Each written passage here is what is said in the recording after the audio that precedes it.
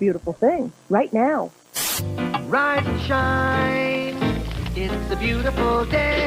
I am alright.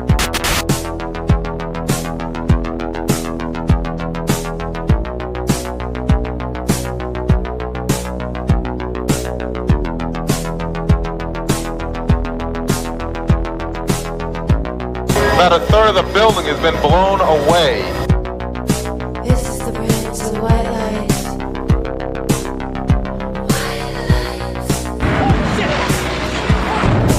Our very freedom came under attack in a series of deliberate and deadly terrorist acts. And at that point, we were taken for another round of questioning, this time related to our allegedly being members of Mossad.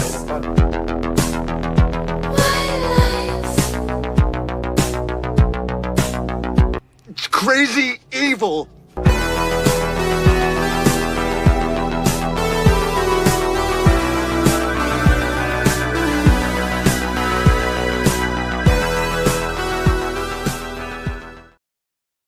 Good morning. Welcome to the No Way Jose podcast. This is the Morning Dump. I am your host, Jose Galison. It's October 24th, Friday, TGIF. Glad to be with you guys. I'm a little bit late. I am sorry. I had to yell at the receptionist at a Crunch Fitness. I'll tell you more about that in a minute. So yeah, I was running a little late, having some issues, thumbnail stuff, but here I am. Sorry I wasn't here yesterday as well. I abandoned you guys, but I did have some stuff I had to get it done. I had some errand or some kind of honeydews that I kind of put off for a while, and it was kind of a slower day. And my schedule was thrown off yesterday too, so hey, figured why not push it off for a day. We have plenty to go through today. We have the first segment, Candace Kirkin Off is what I'm calling it. It's a little bit of a conversation on... and kind of some of the flack that Candace has been getting lately. There's been a little bit of a weird attack, which I talked about quite extensively in the podcast I did last night, which if you're a patron, you would have been able to already seen or heard or whatever. Had Clint on, had him back on. I know typically we do like topic-driven sort of episodes, but I just kind of wanted to have a conversation with my homie. I hadn't talked to him in a while, so I figured we'd hit record. That one will drop a little bit earlier than normal. So that one will drop a little bit. That'll drop like today. Normally those are paywalled, but you do get a little bit of a heads up if you were a patron. And also to incentivize the Rumble and YouTube or in the audio podcasters, just know it always drops there first. I'll have it probably premiere like tonight or something. But otherwise, go over to Rumble or go over to the podcatchers pretty much within like an hour or so. Probably after the show, I'll probably upload it to the other things and set up all that stuff. So shortly after that, but anyways, back to what we're covering today. Sorry, I got thrown off. I don't remember why. Oh, because we did talk about the Candace stuff quite a bit. So Candace Kirkin Off, that's the first one. We're going to go through a rigmarole of different theories and stuff that we'll kind of go through. Some of the things been thrown out there. I mean, as we do in this show, it is an info dump.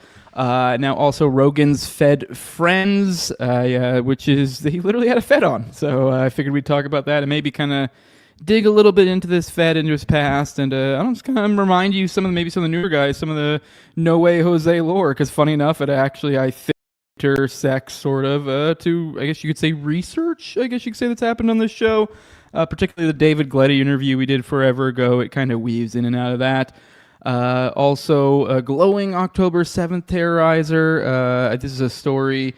It's kind of they caught one of those Hamas October 7th guys here stateside. So we'll be kind of digging into that, showing you the glowiness of it all. But yeah, we have plenty to go through. We'll as we usually do, we open up with some of those like introductory icebreaker sort of stories, a little bit more pop culture, maybe a little more gen pop. So to start off with, it's a little bit of a continuation of a story we had recently. I know, was it Graham Plattner, I think is this guy's name, over in Maine, which is kind of cool, checking on Maine. That is my home state. But we did talk about this guy the other day who got, I guess, an unfortunate tattoo.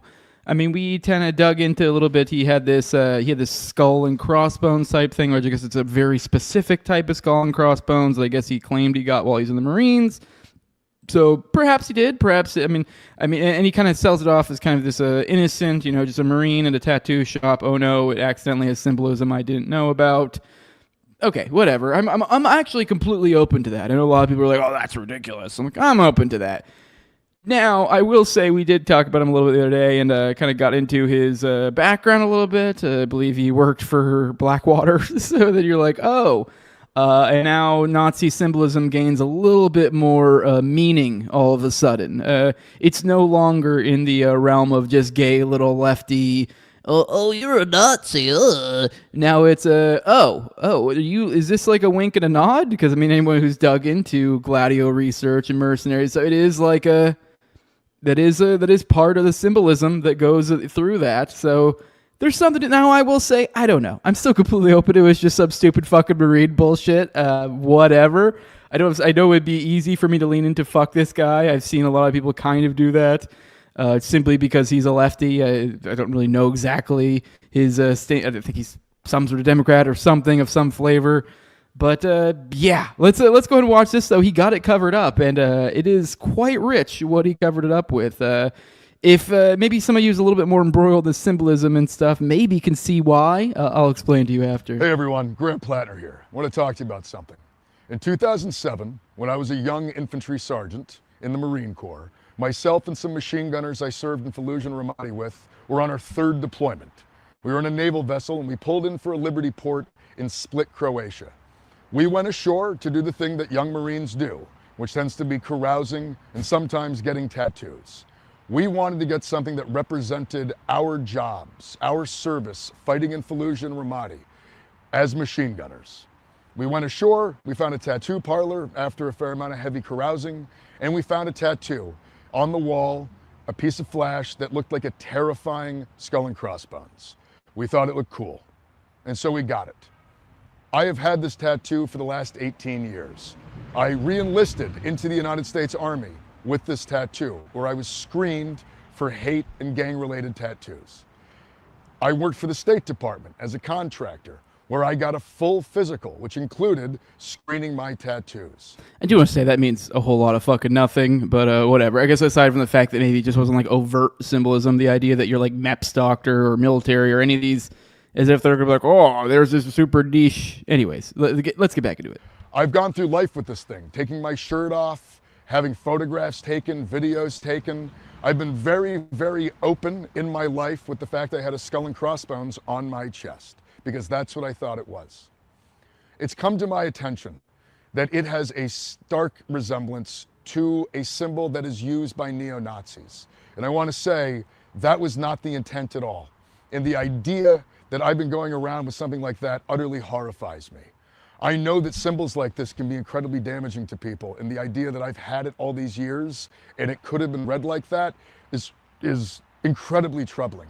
I have lived a life dedicated. I also actually don't think it's that big of a deal. Even if it was like, oh, this is some super Nazi. If it wasn't that to you, like, who gives a shit? But let's go on.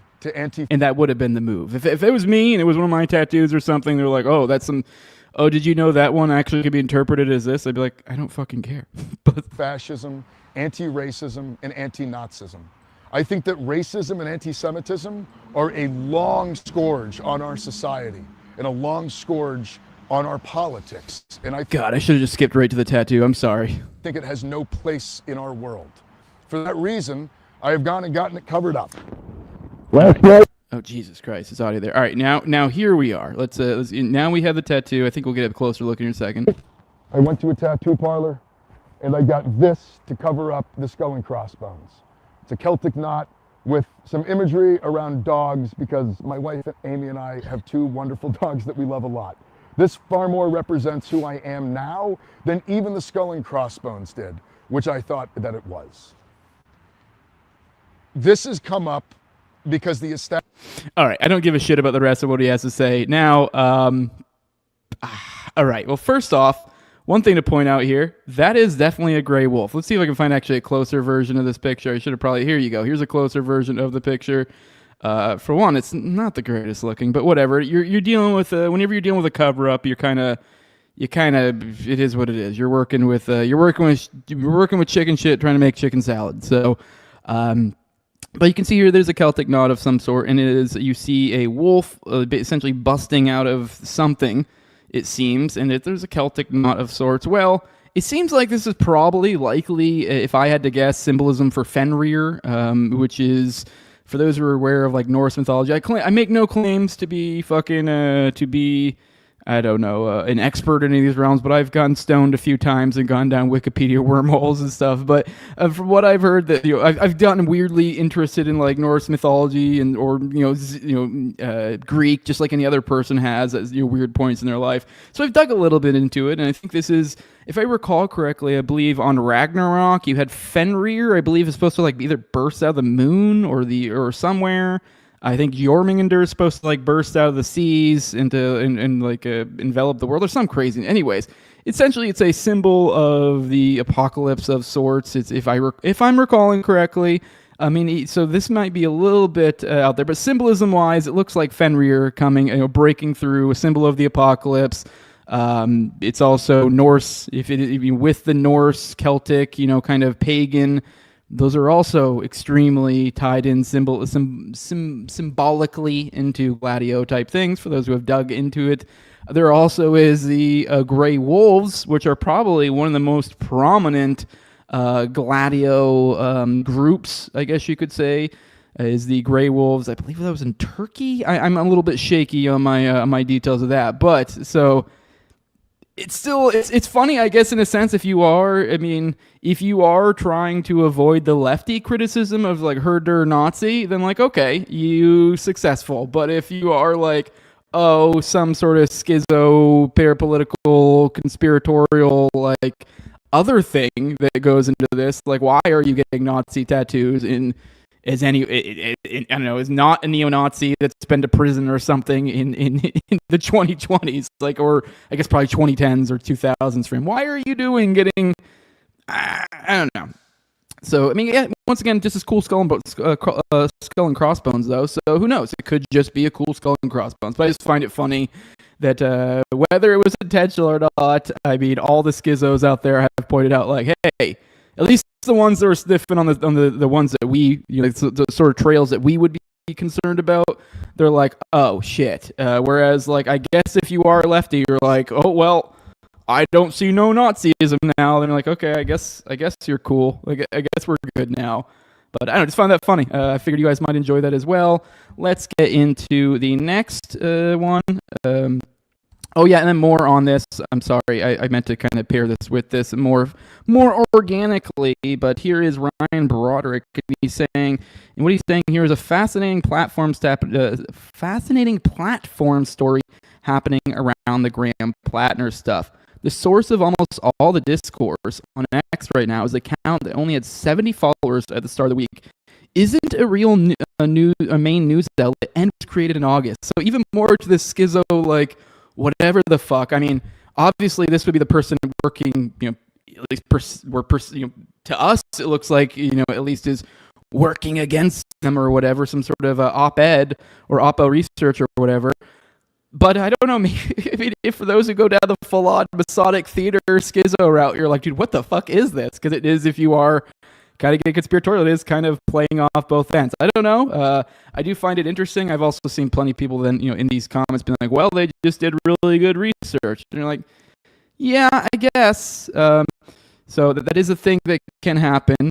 Funny enough, that was actually what we were covering the other day was actually through this. So even then, I feel like I'm usually pretty good at sniffing out something that seems a little shady. But then a lot of people also pointed out that I believe this was some sort of spin-off of AF Post, which is America First Post. So perhaps maybe the following, the inorganic, seemingly inorganic nature of some of this and blowing up could be the fact that, let's be real, if you already have a 300,000 follower account and you're some sort of subsidiary of it, there are ways you can boost it. There's also bots. There's other ways. So, I mean, it doesn't necessarily have to go full bore schizo here to be like, what the hell happened here? This could have just been some, whatever they put together, this, this version of it, I don't know, shortly before. Maybe they were like, well, now we got to roll out our fucking main subsidiary, because most of the time, who gives a shit about Maine? But now we got a big story, so now's the time to roll it out. So I'm just saying, I don't know, you can kind of see it both ways. There's lots of schizo to be had. And on the schizo train, here is this guy. Let's hear what he has to say, and then I'll tell you who he is. That might jam you up a little bit more once you realize who the fuck this dude is. Of course, the audio's out. Give me a second.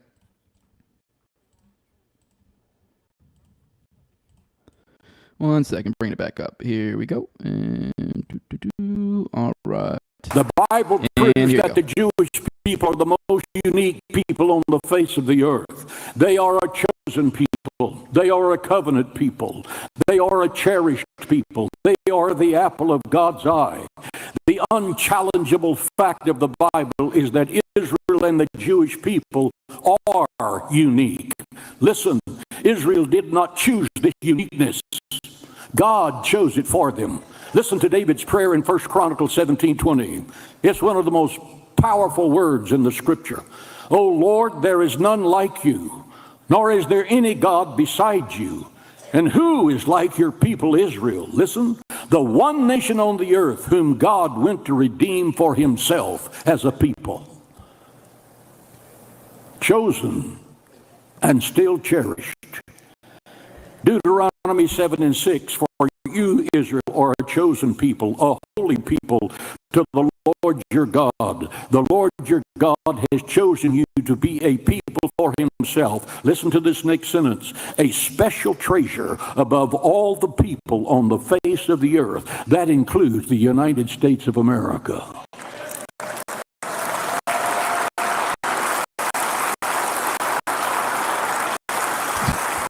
Physiognomy in that room is off the fucking charts. For fun, go back there and just look through the crowd and just look over those faces and just go,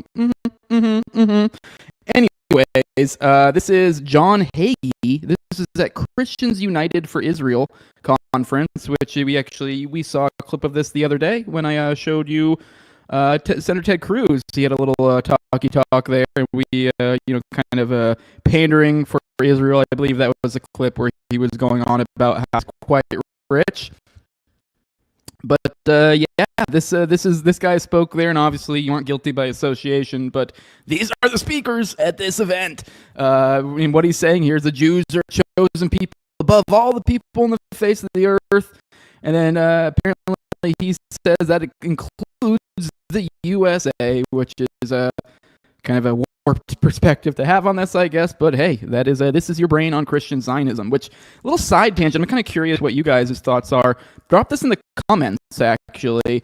Would you guys be interested in me getting like a Christian Zionist, I guess you could say, perhaps on this show? I don't know what is going on, but I've been getting not like a ton. It's not like I have a deluge. It's not like I'm that popular. But I don't typically get a whole lot of email. Every once in a while, I used to get like emails like from bookers or requests to come on or whatever. It's not too, maybe like 1 to 2 a week. It was, the going rate. But as of lately, I don't know what's going on. Probably, significant, maybe like doubling, tripling, and then almost seemingly all like Christian Zionists is the vibe I'm getting from a lot of these, which is weird. Like, why are these people reaching out to come on my show? Now I have no desire to ever put them on like the other show, like the I do the paywall, typically the topic, like the longer episodes, which are like more like a single topic or like with an interview. But I could totally get on with bringing them on like this show. Like I have pre-prepared, like, hey, we're gonna go, like, hey, if you want to sit down as a Christian Zionist and we'll go through the topics that I go through on this show. I mean, obviously be a little bit less like ranty, kind of the way these shows are. It'd be more like, okay, here's this story. I'm gonna read it to you. What are your thoughts? And then look awkwardly at the Christian Zionists. So I don't know. You guys tell me, would that be something you'd be interested in? Because I don't really care at all to have like some sort of long form discussion. Not that I'm like scared of talking or anything. It's just kind of like, I don't know. It just feel like I'd get like I don't know. It's just like, what do I even have to talk to somebody about for an hour and a half? It's kind of like, I'm past that. Whatever discussion that is. It's also odd because they are very much distinctly coming from a religious perspective. So it's like, I'm not religious. So like, I don't know, maybe that has something to do. Maybe I'm reading too much into this. I assume their bookers are probably just hitting up everybody right now. It's probably the thing, if I had to guess. Christian Zionists are probably fucking scrambling, probably trying to send all assets everywhere. So, I don't know. I mean, maybe I'm probably overthinking that a little bit. But, I don't know. Just that is an option that's out there right now. I've considered, like, bringing one of them in. But I'm like, hey, to talk to them or something. Because, like, hey, they're asking. Why not? So you guys let me know what you think. But kind of on this similar vibe of the wildness of this world, think about how fun it would be to have a Christian Zionist on to hear what they have to say about this fun little clip. Enjoy this. So, looking at these renderings, and it kind of got me thinking, he's likely going to go down as the greatest builder of this era, and you've been in on a lot of those meetings with him. Has, to your knowledge, has the subject of rebuilding the Holy Temple in Jerusalem come up? It has not, no. It has not. I know. Okay, that's just crazy. I mean, at least it's hilarious, but it's brazen. Yes, you did hear that. That was Carolyn Leavitt, the press secretary for the President of the United States, fielding a question if President Trump, because he's such a great builder, plans to build the temple in occupied Jerusalem. You know, that temple that I believe, like, basically all three of the Judeo-Christian religions essentially are like, yeah, this is going to signal the apocalypse. Yeah, let's fucking do that. And even if it somehow didn't trigger some sort of like pre-programmed religious dogma riots or whatever, even just simple from a pragmatic view, it's like, this is going to cause some fucking problems. But yeah, just feeling that question. And I joke and we laugh, but he needs to cool it. I mean, the way Trump is, I mean, you suck up to him, he'll fucking, I mean, I don't know. I do make great buildings. They're the best. I'd make the best temple. The best. David could suck my dick. I don't know if it's David. Was it Solomon? I think it might have been Solomon that built it. I don't fucking know. I'm weak on my Bible lore. All right, guys, let's roll in the chats. Let's say our good mornings. Check in with you all. Good morning, Tilla Spook. Good morning, good morning. Say guten morgen to the Kunugers. Good morning, good morning. Che, co-host and law enforcement, said the line the other day, I don't agree with it, but I'm just doing my job. My 13-year-old started laughing at him. I've done my job correctly. You know what? And that's what the person at Crunch Fitness fucking said to me. Actually, I'm just kidding. They didn't say that, but in their head, I bet you they did. But you know what? The Nuremberg argument is not going to work here. They get the wall all the same. I'm just kidding. The Crunch Fitness guy doesn't deserve that. Yeah, I did actually legitimately get an argument. I'm not usually someone who argues with, like, the desk person, because I know, like, I mean, I was in the military for a decade. I know someone came to me with some complaint. I'd be like, I don't fucking care. Go talk to someone else. I mean, like, let's say this is my unit or something. But my point being is, like, if you're not like the manager or like the supervisor, or it's like, what the fuck do you care? So anyways, but yeah, I just don't. I'll go ahead and say this though. Crunch Fitness, suck my dick. For whatever it's worth, for my audience, don't ever fucking sign up for them. Take that to the bank. I'll go ahead and let you guys know this is where they get you. I signed up for the fucking the little monthly thing, and it was like and I didn't even do the like commitment thing. I forget how it worked, but they trick you. Or like, even though you say no commitment, it's like kind of a wink commitment, and then they continue to take it out, which I think I kind of figured that might be the case. So it's something like $15 a month, whatever. But they didn't even fucking tell you there's a 2 months in you get your annual fee. And so I just got dinged with like $60, which is like, I don't know, the end of the world. But it's still like, dude, what the fuck? Like, so it was, yeah, very deceptive shit. So I just like, because my kid, like I signed my kid up for it a while back because during the summer, and then she just stopped using it because now she's wrestling anyways, doing sports. So it's like, doesn't have time for it. And then I wasn't even using it, was going to cancel it, just hadn't got around to it. These motherfuckers hit me. And then I'm on the phone with them and I'm like, can you just cancel it? And you're like, no, you need to come in. And I'm like, oh, God. And then they're like, okay. And even then when you come in, then you're going to have to, then you have the next month's, even though you just paid. You're like, dude, what the fuck? So yeah, don't ever go into Crunch Fitness or any of those sort of things. Be careful. Just work out at home like a fucking real man. That's what I did this morning. 4 sets of push-ups, 4 sets of fucking flies, doing some sort of also kind of throwing in an ab workout with it. Fucking looking good. You fucking suck my dick, Crunch Fitness. So anyways, for whatever it's worth, I hope this destroys you. This is not a smart business model, okay? Good morning, Bobo. Good morning, Gerald Hall. Sorry, I need to move on. I'm pretty upset about that. I was pretty heated. I am really genuinely not the guy to argue. I'm usually the one who rolls my eye when my wife argues with the person, but I was pretty irritated because that's, to me, I'm like, dude, this is some deceptive shit. Like, I get it, it's in the contract, but dude, come on.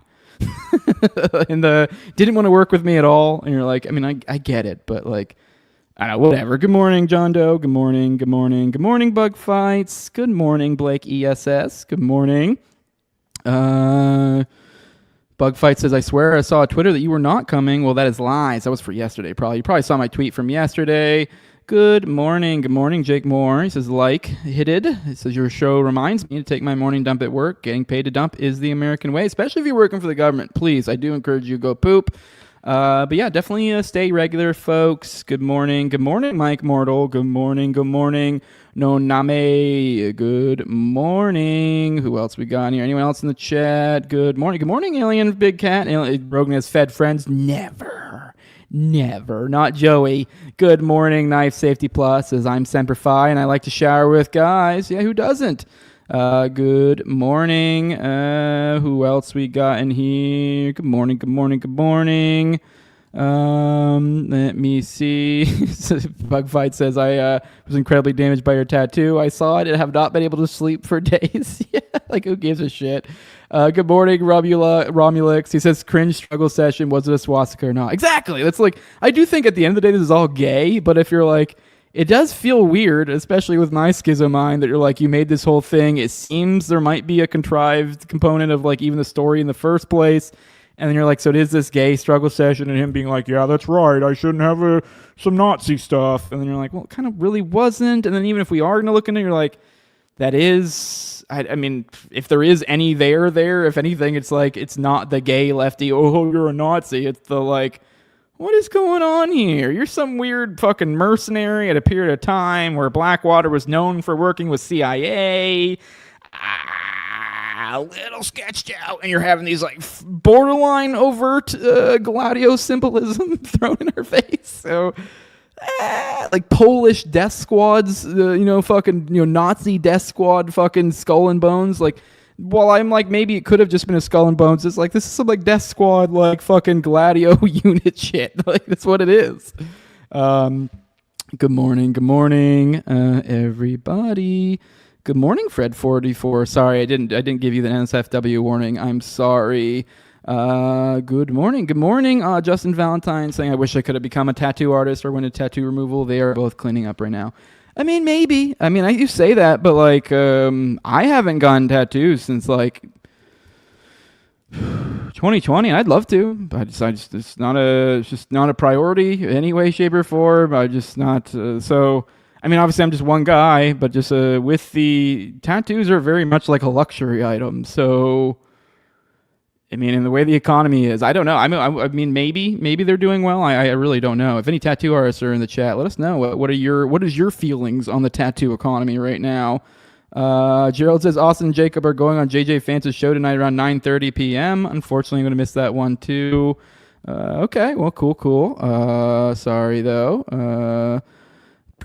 Good morning, Bobo. Or I say good morning to you. But he says most of paganism has common lineage. All the different European tribes have formed into nations now. So most likely what that is a nod to Cuchulainn, not Nordic. I don't even know what Cuchulainn is. But okay, perhaps. I mean, I'm like, it is Celtic knots. I mean, I have a Celtic knot on my left leg. It's the Luckenbooth brooch. It's just so like, I don't know. Yeah. Mike says JJ's show is so good. I agree. I like JJ. He's cool. I've been wanting to get him on or go on at some point, but the way we both do our content, it kind of makes it a little bit prohibitive for either of us to do the other show. Maybe one of these days. Good morning, Fire Pixie. Good morning, Nevsky. Oh, with the nice lightning bolts. Now that's some symbolism right there, baby. Some lightning bolts that look like S's. Let's fucking go. Good morning, Boomer Sooner. Good morning. Oh, is my feed skipping? People are saying my feed is skipping. Is it still doing that? Let me know. I mean, I don't know if there's anything I could do about that aside from maybe undo and like unplug and replug my mic. That's the only thing I could think of make a difference. So let me know if it's still doing it. Good morning. Hey, say what now? Good morning. Let me see. Kanevsky says these Christian Zionists are so gay. Why not just be Jewish? Exactly. That's like the worst part. You're like, dude, just like, why are you fucking gobbling for fucking the Jews so hard? It's just weird. Like, you're not a Jew. Like, I get it. You're like, it's like, our religion is based out of Judaism. It's like, yeah, sort of, not really. Like, even if you do buy the simplistic Christian view of like, this is Judaism is just, Christianity minus the New Testament. Like, are you saying the New Testament doesn't matter? It's insignificant? Is it okay that people in modern day are just running around under the old law? Is that okay to you? So yeah, I mean, obviously you would think there was some need for Jesus. So Gerald says, glitching, say Israel's a right to defend itself. Israel has a right to defend itself. I'll take my $7,000, please.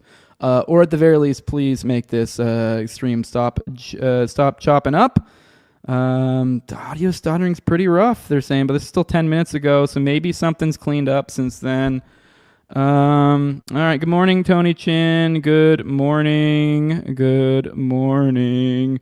Good morning, Dick Boner. That's a fun one. Jay Slayton is a podcaster, a former Christian Zio. I've have him on. He will talk about the mindset. That'd be interesting. Yeah, I mean, I probably won't remember that. So, I mean, if you are online, tag me, and I definitely would love to do that. Good morning, Captain Caveman. He says, yes, bring them on and let them spout their nonsense. Tony says, tell the wife to get off Netflix. I'm assuming perhaps you think that. We were saying a couple streams have been choppy on the audio side. Huh. Okay. All right. All right. Let me see. Let me get closer, and hopefully maybe something's changed when we get closer to now. Good morning, L. Says they just can't help themselves, can they?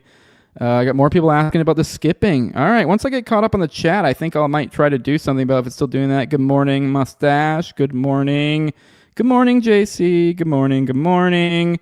Mike Mortal says that $50 was promised to him 3,000 years ago. Good morning. Good morning, CSTP. Good morning. We're getting there. We're getting there. We're almost caught up. My CSTP says I microwaved my piped and smoked up the whole house.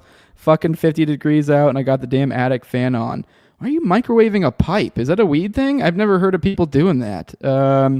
Nevsky's pointing out the EBT getting cut off on November 1st is worrisome. Yes, that is worrisome. We talked about that a lot last night with Clint. Dems want to punish blacks for supporting deportations and not showing on No King's Day and get them to riot against Trump. And then also I do think with the Epstein stuff, I was thinking about that. I mean, I don't know, maybe this would be too gutsy, but like I've been saying for a while, I feel like this Epstein stuff is just a bomb waiting to blow up.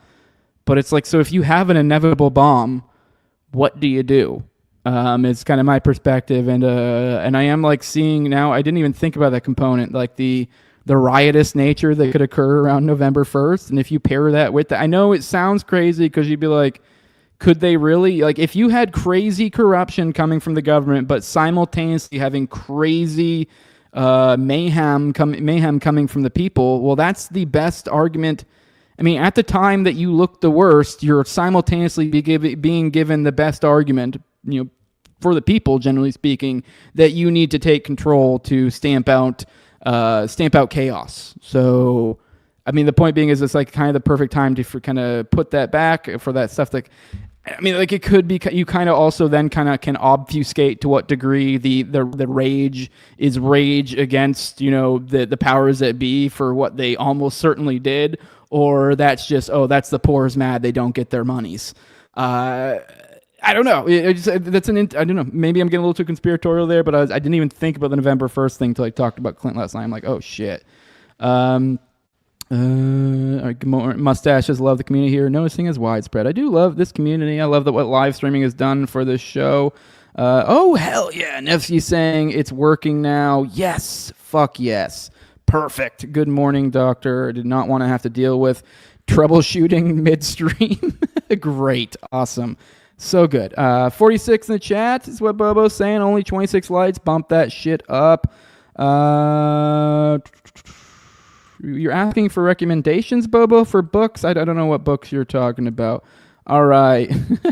All right. We're almost completely caught up. All right. Good morning, Chadhead. Good morning. Good morning. And then I see Fire Pixie. I see you swapped over to Rumble. You're a good little girl. You went over to Rumble and YouTube. Gave me double the algo boost. Thank you, my pretty. All right, guys. Let's get into some foreign policy. We've got probably a little bit of an extensive foreign policy portion, to be honest, today. Considering we missed 2 days. But I don't know. It wasn't a ton going on in both. So let's see where we're at with things. The first story we got is U.S. considering a plan to split Gaza into two, with one zone controlled by Israel and the other by Hamas.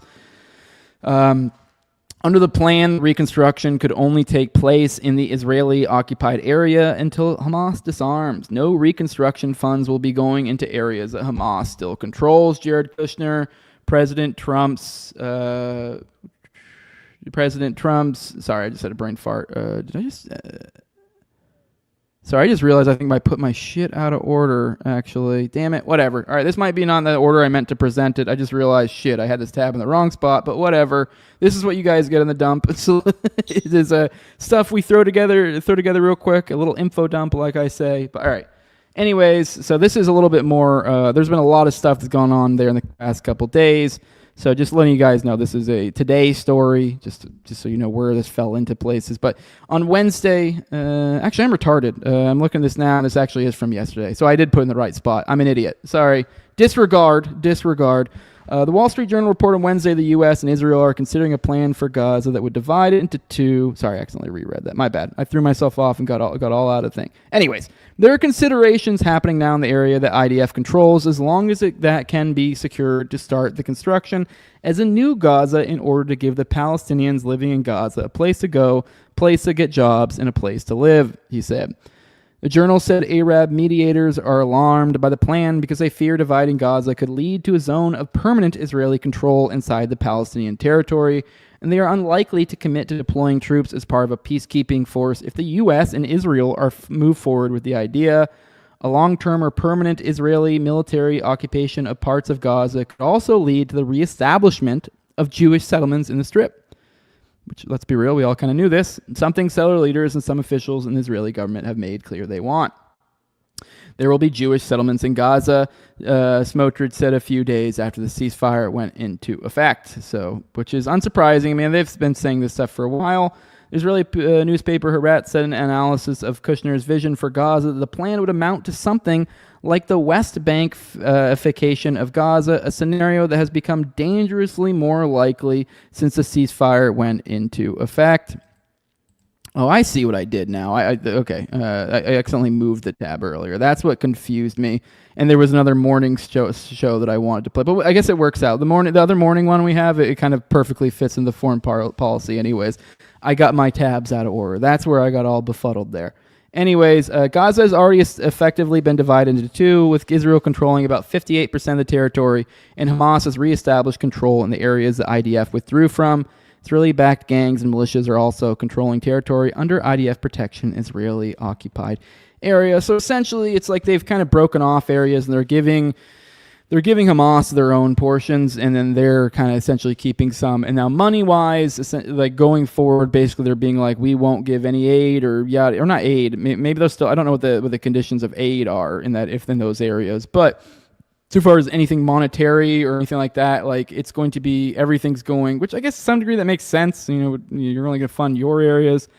But yeah, so they're kind of segmenting it up. They're kind of taking half-ish or whatever, which, let's be real, that's kind of that was not theirs before. So it is, this is just theft after murder. That's all we're looking at. But it's, I know, one of the most unsurprising things here, but it's just them kind of saying it out loud. Yeah, actually, I totally did put this out of order. Anyway, sorry. Let's, this is what I actually... Sorry, I'm all thrown off. I'm realizing I accidentally clicked on a tab, but when we started earlier, and I was like, I thought I maybe threw off something or threw something in order, and then I looked through and I was like, I think I'm good. And now I'm realizing, oh yeah, I accidentally completely threw it off my order of things. But here is Kushner talking about the master plan they've been working on over here. Oh, I just realized I didn't even have this tab up like a fucking idiot. Here we go. Let's play this. Jesus Christ. My presenting's all over the place this morning. I'm sorry. I'll get it together. But here, go watch this. Working with a group of people who have been working on master plans for the last 2 years. So there are plans already. Yeah. We have plans already. We have a master plan already. And by the way, Jared's been pushing this, and we're working together. Yeah, look at Jared's face, though. That's the funniest part here. I think it's actually Margie pointed out to us, friend of the show. Appreciate that. Yeah, look at Kushner's face. As this person points out here, Kushner's face when yesterday revealed they planned rebuilding Gaza before it was destroyed by the IDF.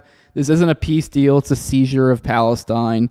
U.S. Special Envoy Steve Witkoff and Trump's son-in-law Jared Kushner. But yeah, look at the face again. I think you'll get a giggle out of it. There are plans already. We have plans already. We have a master plan already. And by the way, and Jared's been pushing this, and we're working together. We're working with a group of people who have been. But yeah, all right. Anyways, now things will be fixed. I'm sorry. This is what I meant to show. I meant to show this earlier in the morning stuff. We covered the other day on the foreign policy portion. We covered the West Bank attack with a journalist who caught like some crazy footage, and there was also him talking to. Sorry, I got too many things going on the side thing. I also have like a delivery that's coming from my wife, so also I thought I saw them. Sorry, I'm very distracted this morning. The argument with Crunch Fitness really threw me off. But anyways. You guys, we saw the other day the guy, he was a journalist. He's like a Jewish American journalist in the region. He, was essentially the IDF set him up for like an ambush because he was like, hey, I'm going to this area. There's settlers over this way. So we're trying to go this other way. And they're like, oh, okay. And then they essentially led them into an ambush.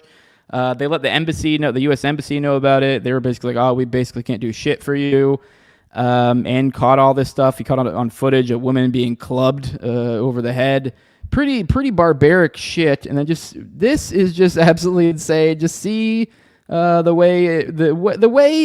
response. I don't know. I mean, I guess it's just one anecdotal response, but it's just the mindset here. Just watch. Recently, a video came out of a handful of Israeli youth attacking European agitators and one Palestinian woman. This was widely condemned by the pro-Israel camp and the Israeli government, which are taking action to prosecute these boys. And by the way, these European activists come to Israel specifically to create conflict and discord in the West Bank, Judea, and Samaria. But while the world attempts to equate a handful of youth that are hitting people with sticks to daily Palestinian violence, they are not the same. Last year, there was 1,900 Palestinian terrorist attacks in Israel. That is 5 attacks per day of shootings, rock throwings, Molotov cocktails, and bombings. Most of these attacks are happening in the West Judea and Samaria. This is what the residents of Judea and Samaria are dealing with every single day. Those teen boys have been victims of Palestinian violence their entire lives. So yes, everybody has condemned this violence. Jews are not a people of violence. The Israeli government is aggressively prosecuting this crime. Juxtapose that to the Palestinian government, the Palestinian Authority that pays people for violence. So no, the two are not the same. And the hyper-focus on settler violence and the resounding silence on Palestinian violence is simply anti-Israel and anti-Jewish hate. All right, I meant to play this earlier and kind of like the icebreaker type clips in the beginning, kind of highlighting the mentality, the craziness, but it got all out of order. That's why you caught me all fucking weird and fucked up there. But yeah, that is a wild way to be, isn't it? Insane way to look at the world. This is Shai Albrecht, which, I mean, whatever. She's only some 6,500 follower account, so whatever. But it's still quite a nuts thing to see. All right, back into foreign policy. Sorry, that threw things off because, yeah, I fucked up my presentation this morning. Vance and Netanyahu deny that Israel is a protectorate of the U.S. These are some great clips. I do recommend, probably should have brought the clips up for this. I assume maybe there'd be like a link in here. But we'll go ahead and read through these quotes. Vance met with Netanyahu, and it was probably one of the most awkward things you've ever seen. But yeah, Netanyahu and Vance denied that Israel was a protectorate state or a vassal of the U.S. He says, if this is Netanyahu right now, he says, well, I want to put it very clearly, 1 week they say that Israel controls the U.S. A week later, they say that the U.S. controls Israel. This is hogwash.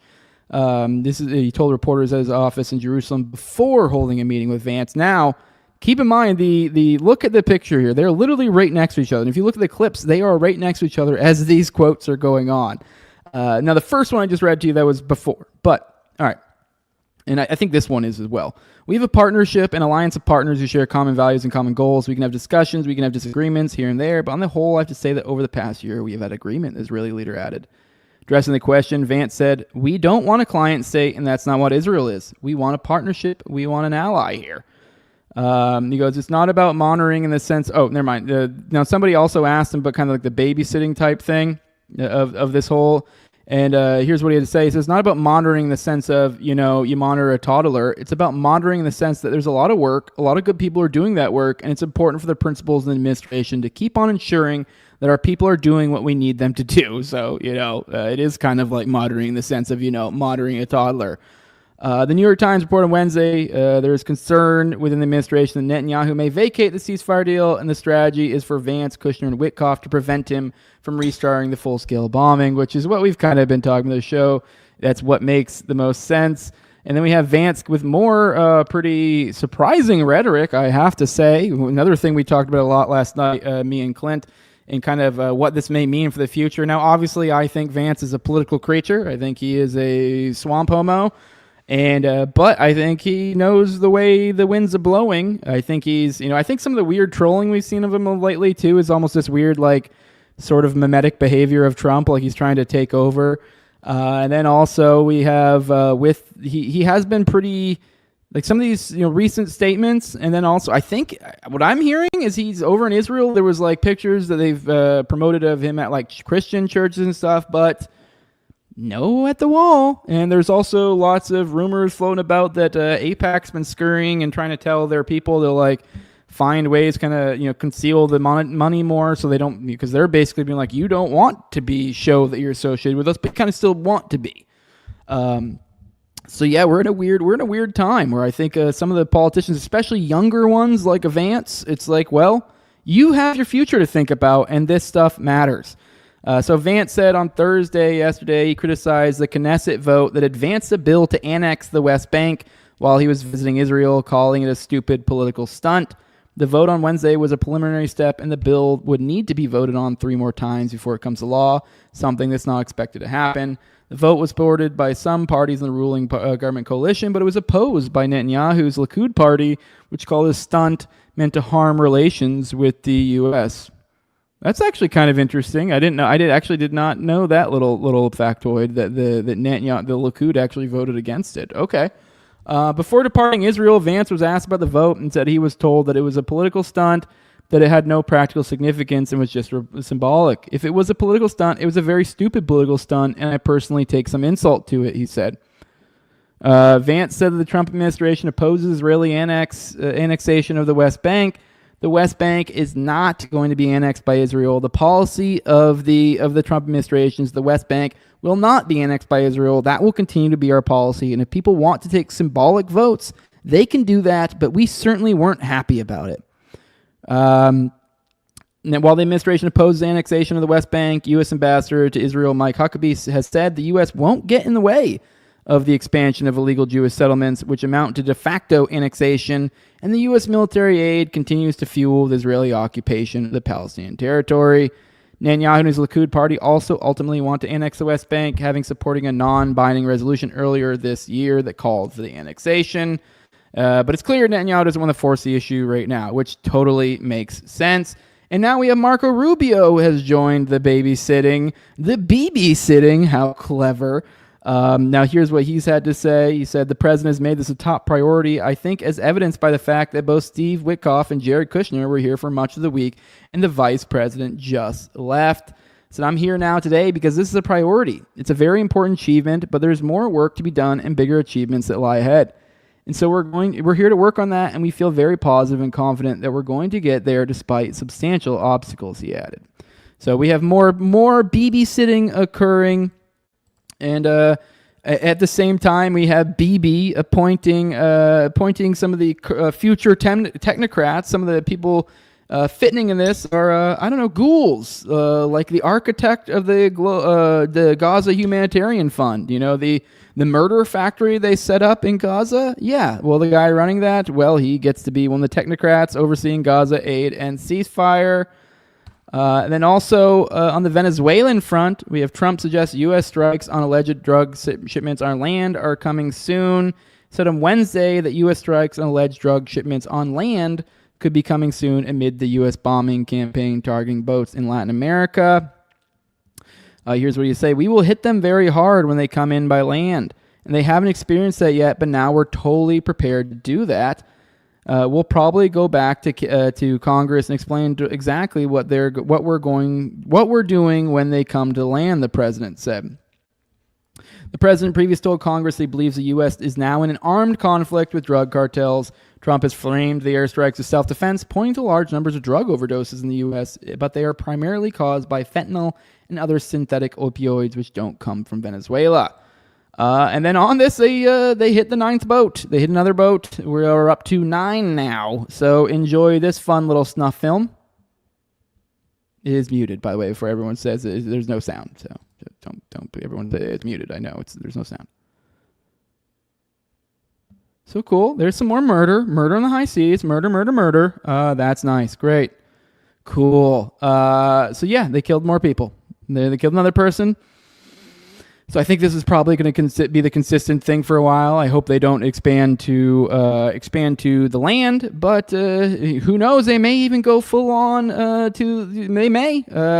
Here we have another story. The U.S. flies B-1 bombers near Caribbean in latest provocation aimed at Venezuela. So the U.S. flew 2 B-1 bombers over the Caribbean on Thursday. The latest provocation in the region aimed at Venezuela.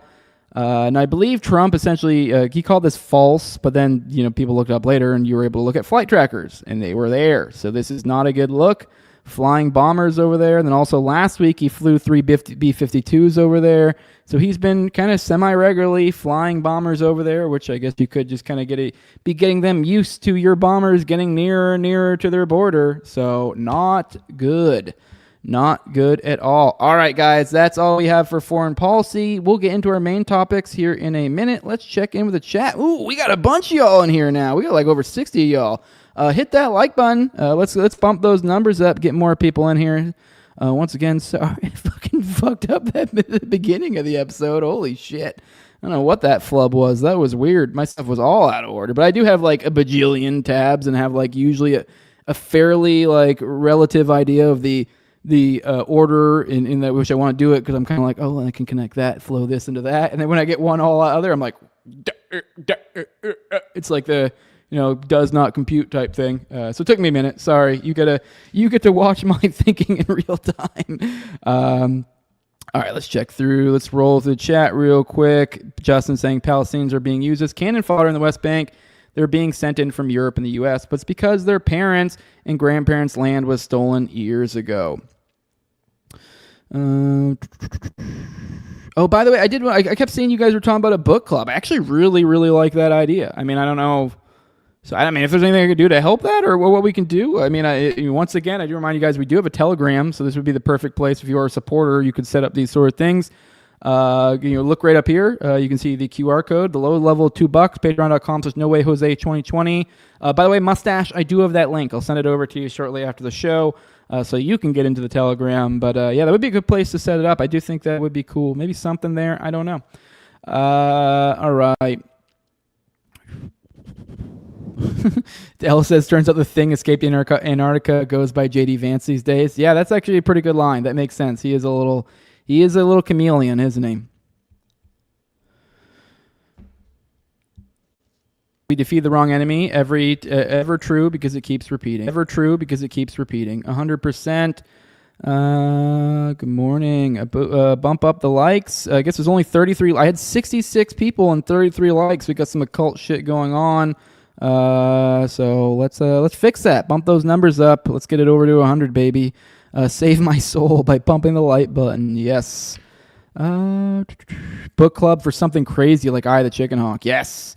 By the way, also behind the paywall, I'm thinking about maybe starting to do like a kind of shorter episodes, maybe like 15 to 45 minutes, kind of like smaller topics. I don't feel like deserve like a deep dive. And not even like a crazy research, just kind of like, hey, I threw these things together. These are like a lesser known story. I did behind the paywall right now. It's only like 20, 30 minutes long. It's the Ian Watkins story, I think is his name. The guy who's recently got killed, the Lost Prophets, because I had just heard about that. I was like, whoa. And so I kind of was like, every now and then, you go down these rabbit holes, you spurg out, you're like, oh, what's this? Like another idea I have is the woman in the box, the story of the lady who got abducted and they fucking like essentially like did some crazy torture to her and made her super subservient. And anyway, so these little side topics I don't feel like really deserve some crazy deep dive where I do like a series or I bring on an expert and have an interview, but some sort of like 15 to 45 minutes like, hey guys, you know about this? Here's some like some stuff I've thrown together. Like, don't take this as the be all end all. Like, go look into it and let me know. I like that idea. But you could do that a lot with things like Eye of the Chicken Hawk. Maybe that could be something that plays into the book club too. I've been going through, one of the things that got me that idea was going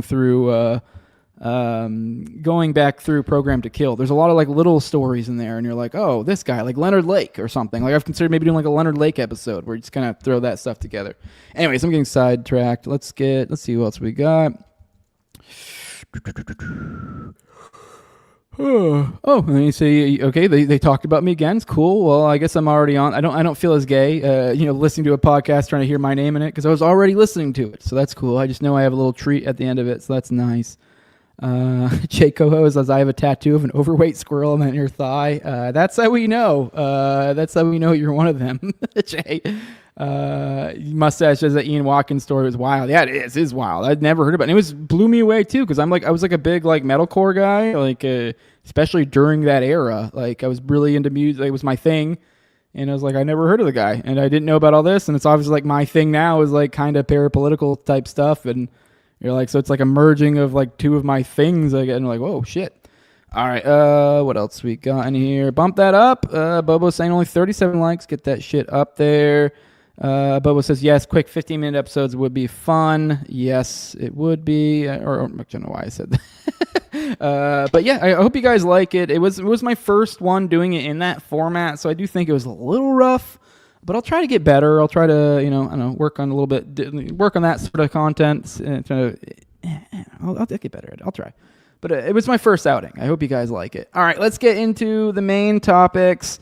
We're going to Kirk it with Candace. So let's start off with this, because kind of talk about like the flack she's been getting. Apparently this has been the latest attack on her. It was actually funny. I watched this last night. Me and Clint talked about this. We played this clip last night. It was the first time I saw it last night because we were talking about it. So I brought it up during the show. And I was kind of fucking blown away. I mean, now I don't have, on the show from last night, we also include the commentary from Crowder, because I think I don't know exactly where this started, this line of attack, but it seems like probably with around Crowder, or at least that's probably where it made it go big. But the latest line of attack in Candace is frankly fucking retarded. I'm gonna let you watch the clip and kind of want you guys, because maybe some of you guys haven't seen this latest line of attack, but I guess I don't know if this is one of her like I don't know if it's I think someone says like an Instagram post or something, or maybe this is some of her other content, because I think she does like other content other than just like her main show. So I don't know exactly where this came from, but it was recent. It was in the past couple days. She said some stuff about Kirk, and so they clipped it, and then people are attacking her. And notably, I think Crowder being the big name that kind of did a whole bunch of commentary. Now we're just watching what Candace said, and then I'll give you a little bit more context of what they're even upset about. Because I have a feeling you guys in chat are gonna be like, "What is even the angle of being upset here?" So let's watch this clip. I'll be kind of curious to see the chat if you guys are like guessing, if you don't know already, what it is exactly that Candace supposedly did wrong here. So let's go and watch this together. Just really needed to just take a breather and really process everything that happened with Charlie and what it kind of means in terms of where we are. And I think it is a circumstance where we just know that he was truly betrayed in one of the most egregious ways that I think I've ever seen. It has made me lose faith in politics. It has made me fully lose faith in Trump. And my heart aches for the fact that he gave so much of his life to Trump and to politics. And they just were like, nope, that is it. It serves us or it doesn't serve us, and we want to move on. And so here's a holiday. Bro, if they try to give me a holiday, what is with them giving people a holiday after they kill them? Why is that a thing? You know what I mean? Like, oh, Martin Luther King, what about this holiday? What about this boulevard? Anyways, they're going to give Charlie Kirk a boulevard. They already did. They did in Israel. They gave him freaking bullet. It's like, as soon as they give you a boulevard and a holiday, they definitely killed you. Okay, there's no question. They killed you. There's no way. That's like their signature thing. It's like that's what they do. It's the Fed signature. It's how they sign off after they murder you. They're like holiday and a boulevard. And it's never on a nice side of town either. Like Charlie Kirk Boulevard is not going to be a nice side of town. Anyways, I will be back on the 27th, you guys. Thank you guys for all the support throughout these couple of weeks, these last really kind of 6 weeks since Charlie died. And we will see you guys then. All right, what are they upset about there? I don't know. That was just, I didn't really see that as like a, I mean, perhaps one could see that as some sort of assertion of some sort. I thought it was more just kind of goofy sort of, I don't know. But here's the angle. We'll go to, here's Nathan Livingston, he's a guy who's been kind of, I don't even know who really this guy is. He seems to be the center of some of these outrage campaigns recently. I don't know how he's pulling it off, but why he always seems to be the guy. But here he is once again with a seemingly pretty disingenuous attack. It says Candace Owens is now directly accusing the Trump administration of killing Charlie Kirk. They definitely killed you. Can we just sit on a minute for how fucking stupid this is? Like, I don't know. I mean, okay. Well, they said the quote here, he gave so much of his life to Trump and to politics, and they were just like, nope, that's it. So here's a holiday. What's with them giving a holiday after they kill them? As soon as they give you a holiday, they definitely killed you. There's no question they killed you. I mean, I guess you could say, like, that's her literally saying Trump killed them, but, like, I don't necessarily think those necessary. But, okay, that one's a little bit. Now, I will say, I guess a little bit teasing my episode once again with Clint that'll come out later. Now this is a little bit more like connected to reality somewhat. It's a little bit kind of like you're stretching this. You're stretching it. I mean, I don't know. To come away from this and be like, now this is Candace asserting that the Trump administration killed Charlie Kirk seems a bit of a stretch. I mean, sure, maybe you could say she used sloppy language that could be interpreted that way. I don't know. Whatever. But yeah.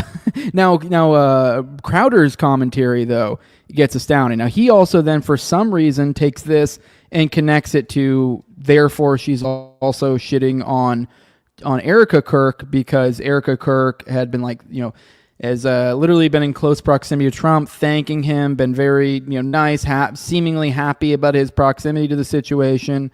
And so then just kind of this like, oh, well, if you're saying Trump killed him, then you're saying something untoward about Erica because how friendly she's been. Now that is definitely now at least this one I guess is sort of like you can kind of get that from that. That one you can't get that from that. That's just flagrantly retarded. But all right, let's go on into the Kirk stuff, the stuff that these people are kind of mad about. She's asking questions they don't want asked. But here's Ken. I go ahead and say this ahead of time. The main topics are like almost exclusively Ken this today. Ken was had a few, had some stuff together, just crushing it. Threw together a bunch of stories, and just so happened he was the ones I threw in today. But here is him on the Kirk case. He goes, even more. Actually, never mind. Here's the original tweet because there's two to go through here. It says more secrecy in the Kirk assassination case. Prosecutors are opposing Tyler Robinson's request to appear at hearings in street clothes. But Judge Graff is allowing them to file their reasons in secret. Judge Graff is also keeping the hearing of the matter behind closed doors, which is odd. So the idea, the killer wants to wear his Robinson wants to wear street clothes. I have no idea to what degree this matters, but the idea that this is something they need to debate in secret is odd. Like, what is it about that? And then more on this, even more secrecy, and this time the defense is in on it. The defense has agreed with the prosecution that cameras should be banned from the courtroom so that Tyler Robinson's physical appearance is no longer the subject of interest in the public. Which to that I find very bizarre because the subject of interest is a lot of us out here being like, is this motherfucker even real? This is kind of the subject of interest. I mean, I guess sure you could get into, does this guy look like this guy? So you could get a lot of people be like, analyzing courtroom cameras and be like comparing his face to that. And so like, I guess you could get people really getting into like matching up security cameras for different angles or whatever. I don't know, but I really do think like ironically here, they're concerned that his physical appearance is going to be a distraction. It'll be a subject of interest for the public or something. The only reason it's a subject of interest is because you only had that one weird video where like a lot of people are like, this kind of looked like it could have easily been AI, because it literally looks like he's sitting completely still and occasionally kind of nods. And I think he might have said like, yeah, or something. So it was just kind of like the most low effort. It was also a grainy video. So, but now if you show him in a courtroom with good cameras and him moving around and acting not bizarre, then that dispels all of that. So I don't know. Once again, not a lawyer. I don't know. Maybe there's better reasons, but this is what they say. Say defense attorneys argue that limiting courtroom imagery could ensure that that Robinson's physical appearance is no longer the subject of interest in media coverage, and this is from his defense. Oh, not good. Now let's go through Ken's story here. Let's see. Maybe we can get a little bit more in the details. So both the prosecution and the defense in the assassination case want to prohibit cameras from the courtroom, according to the Salt Lake Tribune. The Utah County Sheriff Office has asked 4th District Judge Tony Graff to prohibit any further photography or video coverage of any further proceedings. Alleged assassin Tyler Robinson's attorney revealed in their latest filing, adding that they agree with that request. The defense attorneys argue that limiting courtroom imagery would ensure that Robinson's physical appearance is no longer the subject of interest in media coverage. The agreement between the defense and prosecution comes as they argue whether Robinson should be allowed to wear street clothes at his court hearings. So it's like they're talking about not having cameras and not even being allowed to wear street clothes because the concern is something to do with the public or something. Also, keep in mind, you have this weird gag order, which applies to, weirdly seems to be somehow the responsibility of the attorneys, but also applies to anyone, I guess, essentially connected to the case, like an identified witnesses, I guess, is the key thing here. So, I guess theoretically a witness could still go talk out of turn, but then somehow the way it's worded, it sounds like there'd be some sort of responsibility that would fall on the attorney for that. I don't know. It's bizarre to me. The agreement between the defense and prosecution comes as they argue. I never read that. Robinson attorneys have been seeking to have Robinson appear in court in regular street clothes instead of jail attire, both to maintain his presumption of innocence and to avoid prejudicing a future jury. Prosecution opposes that request for reasons that are unclear, as they were able to file their arguments in secret because their filing purportedly contains secure information that might endanger personal and public safety if disclosed. What? A secret hearing is set to be held Friday over the matter. 4th District Court Tony Judge Graff has also issued a gag order on Robinson's lawyers, preventing them and any witnesses that they want to use from speaking to the public, even though the FBI and other government parties have already widely publicized their side of the story. Robinson has Salt Lake lawyer Catherine Nestor representing him, as well as 2 California-based attorneys. Along with Friday's secret hearing, he has a waiver hearing set for October 30th, and he's yet to enter a plea. After turning himself into the police on September 11th, about 33 hours after Kirk was killed, he's since stopped cooperating with law enforcement. Utah County prosecutors have said they will seek the death penalty against him. Good work by Ken, as always. And then another one from Ken, following up on the Kirk craziness. Do any of you guys remember this motherfucker? Oh, look at this dude. Well, he's the one that there's like a video of him, like literally like moments after Kirk gets fucking shot, that he's like, woo, hands up, shaking, looking like he's super hyped about it. Well, I guess Ken was able to track this guy down, was able to get his side of the story. Why do that? Why you be like that? So he was able to hit him up. And here's his side. I have not read this yet, so we're going through this together. So you guys let me know if you buy it. I'll kind of let you know in real time.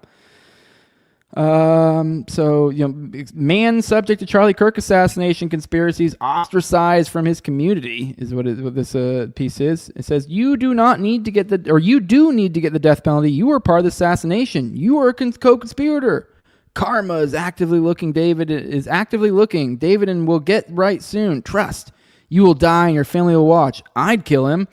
Those are just a few of the threats, accusations, and file comments levied at a Utah man in the center of conspiracy theories related to the assassination of Charlie Kirk due to his admittedly bizarre reaction to the conservative activist's death, The man, David, his last name is being withheld to protect his identity, was at the September 10th event with his friend James Gaffney. Shortly after Kirk was shot, David stood up, pumped his fist, and chanted USA while smiling. By the way, I don't know who James Gaffney is, so I don't know if that's of any significance. If you do, let me know. David's reaction was not well received by the public. So, because he stood up, pumped his fist, and chanted USA while shouting. Okay, that's wild. FBI, please look at this man immediately. Matt Wallace, whose X account has more than 2 million followers, tweeted hours after Kirk's death. Here is the video real quick so you guys can see it. Definitely not looking good. It's like literally moments after it. So yeah, like you can see that's literally he's on the ground. I think you see the people helping him. It just happened. Like there's or doing whatever they're doing back there. Doesn't look good. Doesn't look good. I'll say that much. I don't know. David, a registered Republican, took to X in an attempt to explain itself. I stood and shouted at USA not as a provocation, but to project strength, encourage others, and create distraction that might help calm panic, or even save lives. He said in a 2-minute video posted on X, but that only prompted more criticism. The threats prompted him to delete the video. All right, well, let's watch the video. Let's see. I don't know. Let's see if we can find it here. It's over at, let me see here. We're on New York Post. So let's go and watch this. Oh, God damn it. Sorry, stupid ads. Get rid of these stupid ads. There we go. As well as to the writing on those casings.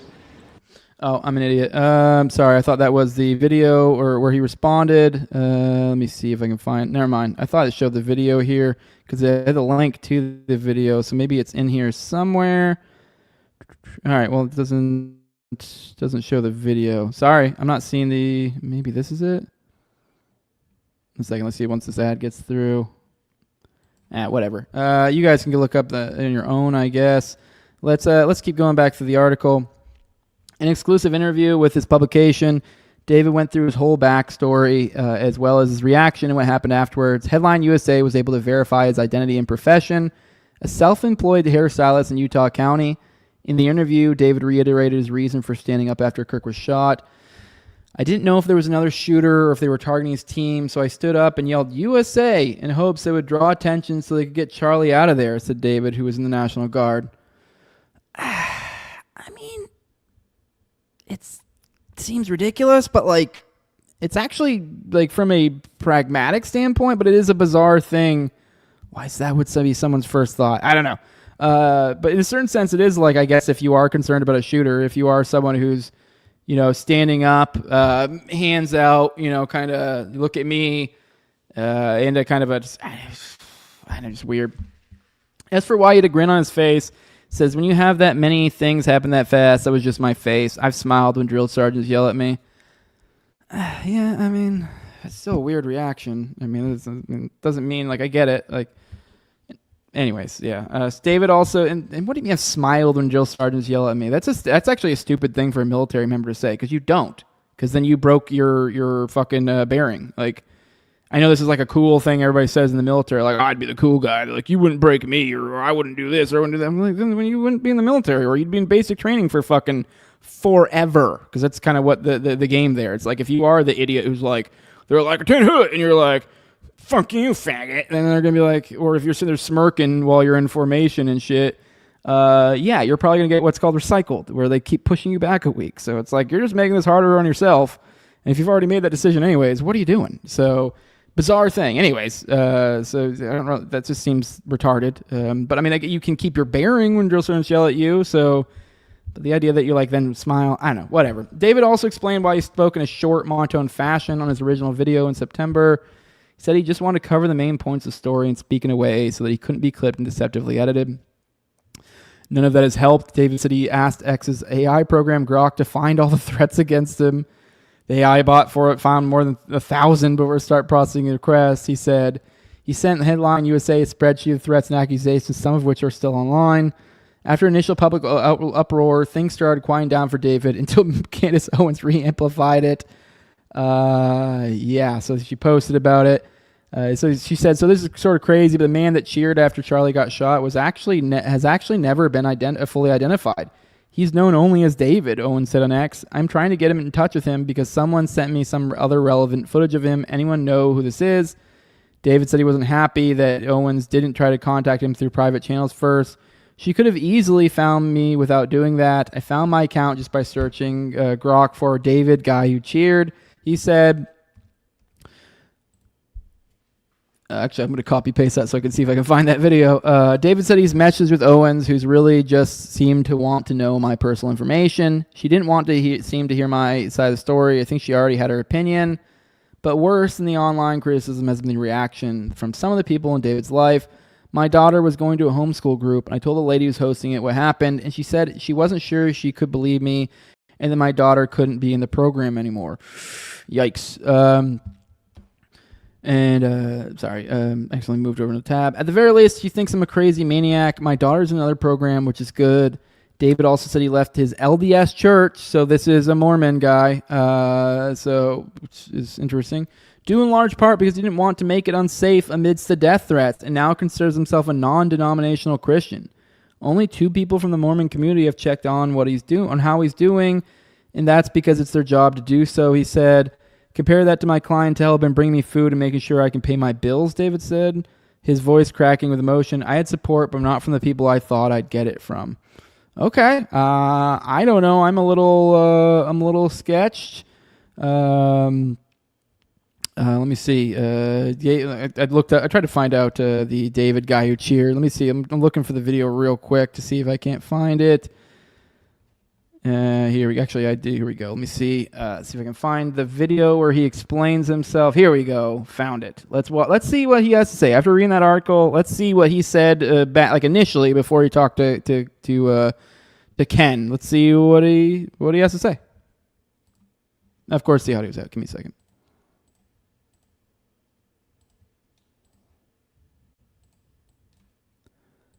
All right, here we go. Now we got it. Let's go and watch this. The event opened with music, people throwing hats, and loud exchanges from different parts of the crowd. Some shouted offensive remarks directed at the LGBT community, while others made disparaging comments about the Prophet of Islam. There were also cheers, boos, and offensive hand gestures, mockery. The atmosphere carried an energy of confrontation more than dialogue. The first debater tried to persuade Charlie to adopt Mormonism, but the exchange drifted into a disjointed back and forth of opinions. The audience eventually booed him off the platform. Another speaker raised the idea of restricting gun rights for transgender individuals. Citing Donald Trump as an influence, he began to reference statistics and posed a question. Charlie's response turned to the subject of gang violence as a part of the mass shooting statistics. At that point, I did not see what happened directly. My head was lowered while I listened. When I heard a sharp crack, at first I thought it might have been fireworks or a disruptive prank, so I looked up to the horizon for smoke. When none appeared, I realized it must have been a firearm. My friend reacted in horror, saying Charlie had been struck. His voice and description told me how serious it was. Based on his reaction, I believed Charlie had been gravely injured. I instinctively checked the security team's movement, though I have no affiliation with them. Realizing the situation was dangerous, I stood and shouted USA, not as a provocation, but to project strength, encourage others, and create a distraction that might help calm panic or even save lives. At that moment, no one knew whether this was a lone shooter or something coordinated. My friend was devastated. He admitted he admired Charlie deeply. I only knew Charlie through minimal content, but would never wish to celebrate harm to anyone. Because of my background as a soldier, I was able to stay calm under stress, focus on protecting and comforting my friend. Afterward, I called my wife to let her know I was safe. Once traffic eased, we left. Yeah, I don't know. That ain't quite doing it for me. I don't know about you guys. What do you think? Does that do it for you? I don't think it does quite for me. By the way, Marmac saying the guy in the stairwell is not the guy they're saying is Tyler Robinson. All right, more into kind of digging into the random weirdos out and about. Here is another guy, this Skylar Baird. Check out this video. I know I tend not to give you these long videos, but go ahead and watch this. I mean, it gives me a chance to go to the bathroom or whatever anyways. But I found this, and this was one that initially I was like, this seems like some schizo. I actually like rolled my eyes initially. I'm like, what the fuck? What are we doing here? And then once you start digging this guy, you're like, dude, what the fuck? There are definitely some weirdos, and I guess maybe this could just be some of the Utah stuff. But this does kind of come into identifying odd figures, artificial, seemingly boosted, people that seem to have access that's confusing based on what little we know or what they're. Anyways, watch this, because this is one of those ones I initially was like, roll my, like, this is stupid. And then as I was watching this video late night, I'm like, holy shit, this is wild. Like, obviously, I think for the most part, nothing here is really conclusive. I'll go and let you know ahead of time, but this is really fucking weird. So go ahead and watch this. Okay, the Skylar guy gave about 4 different interviews online right after the Charlie Kirk assassination. Oddly enough, he is also seen right there with glasses right behind Charlie's head. The day that he was shot, he was front row to witness it.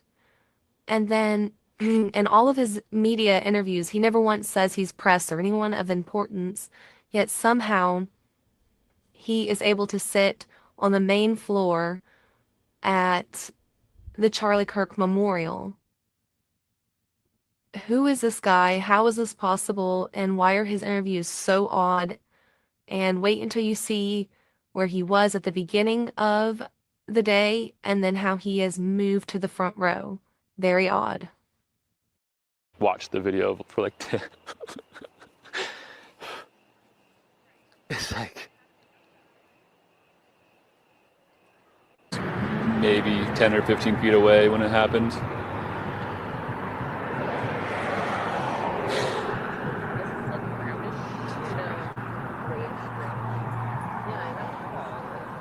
Close as he could. To my left is security, and in the front of me is a security guard, and then nothing else, just Charlie. Baird says.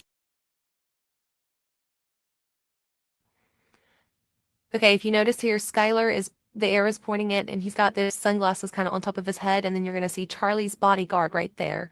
So you see how they're kind of up against the wall? This was taken before it all started. This was around noon. So he's kind of up in the crowd, and the bodyguard is up in the crowd, which I find very odd because he's like behind the gate up into the crowd. And what you're going to see next is it'll be the live footage of someone recording it, and this is around, like I said, noon, I believe. There they are. The bodyguard's kind of looking back towards him. And that's Skylar right there with the glasses on his head. Now, do you see how far back they are kind of in the audience?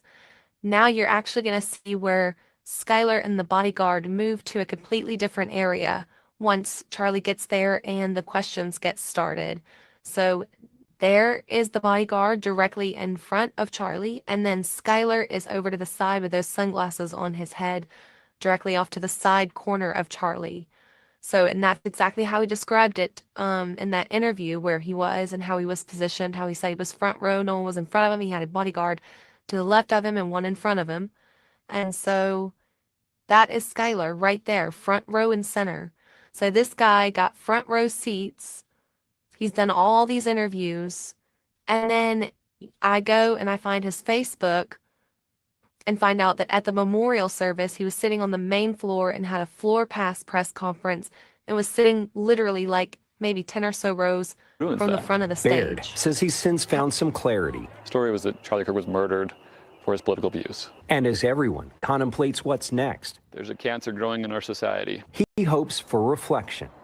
Because there's a real cancer in our society, and it's not just... I know you were talking about the excitement there and focusing on the positive. So how do you want to make sure that he's remembered?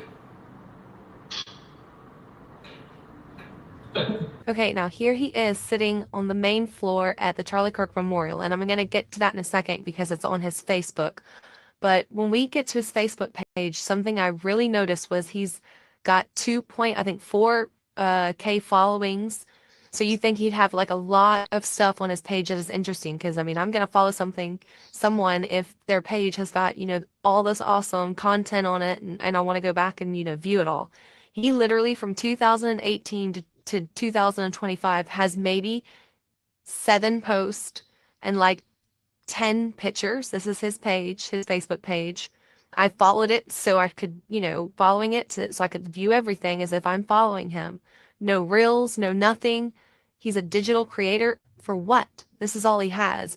That's 2018, 7, 8 posts. But listen to him here. Just made it to the stadium, there is an unlimited amount of security, Secret Service, military, police, empty, steel barricades all around. Yeah, they're definitely protecting this place. All signs point to us not being able to get in, but the stadium's already overflown. The overflow's already overflown. And this is an hour before start time. There's been people waiting in line since 5:30 in the morning. Okay, notice how he said, and I don't know if I'm going to be able to get in because people have been waiting out here forever. Okay, but then he gets a floor pass and gets to sit literally a few rows back on the main floor with a pass that says media. How? Who is this guy? I went past the first layer.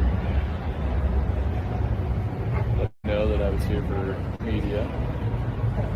Past the second layer. And the third layer required me to have a badge in order to get down to the floor.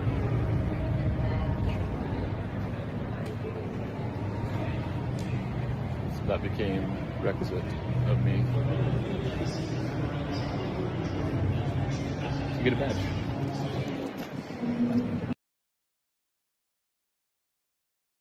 We made it. Emotional to see that.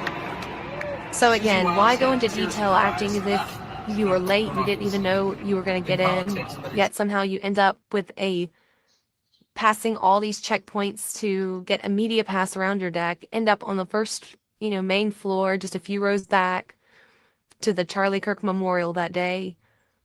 It's just like, it's a big act, a big show that this guy's putting on. It's like he was handpicked to do all these interviews. He was handpicked to have front row that day because he was up, farther up in the crowd before Charlie got there. And then lo and behold, he's literally front row right there to see when Charlie, was shot. Who is this guy? It's like he was planted in. Everything about this guy just screams red flag to me. Something is off. Who is he and who is he tied to? And seriously, go watch his videos. They are bizarre. And in this vision, I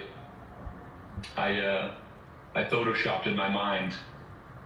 I photoshopped the blood away. I photoshopped Charlie, sat him back up, put his smile back on, and rewound the tape in my mind. I rewound the bullet going back up into the rifle. I was being transported up into this, where the rifle was, and I stuck a flower inside the rifle. I rewound the tape more in my mind's eye, and the shooter, he goes down the stairs. I'm rewinding him, I'm pushing. All right, that's all of that clip. This is weird. I mean, the rabbit hole goes even deeper. We're not going to spend too much on the specific Skylar Baird, but this guy even claimed to have escorted George Zinn to the police. It's also worthwhile. You can go look at his YouTube. I glanced a little bit. I haven't gone too much through stuff. This definitely just seems odd. But yeah, he hasn't posted anything in 4 years until the Charlie Kirk killing. Then the day of, there's a 13-minute vlog. Well, it's still fresh in his mind. So it's like, I mean, there was stuff. If you do go through his account, there is stuff back there. You can see right here. Skylar Baird, 250 subs. This is the specific the clip, this 13-minute video, but we're going right to the spot where supposedly, I guess, he claimed. I'm not gonna make you watch this whole 13-minute video, but if you guys want, you can go find Skylar Baird on YouTube and you go look at his shit. There's a lot of weird stuff. But let's watch this. I mean, maybe like a minute or so of this, where supposedly, I guess, he's the one who escorted George Zinn. So let's watch this. People started going faster, and then there was this old guy, and he was like, he was faking it. He was faking it. And I was like, no, he wasn't. I saw blood shooting out of his neck. And he's like, I shot him. And I don't think that he did, because he wouldn't have said he was faking it. But it's possible. From where the guy came from, right in front of the stage, it's possible. I thought it came from higher up.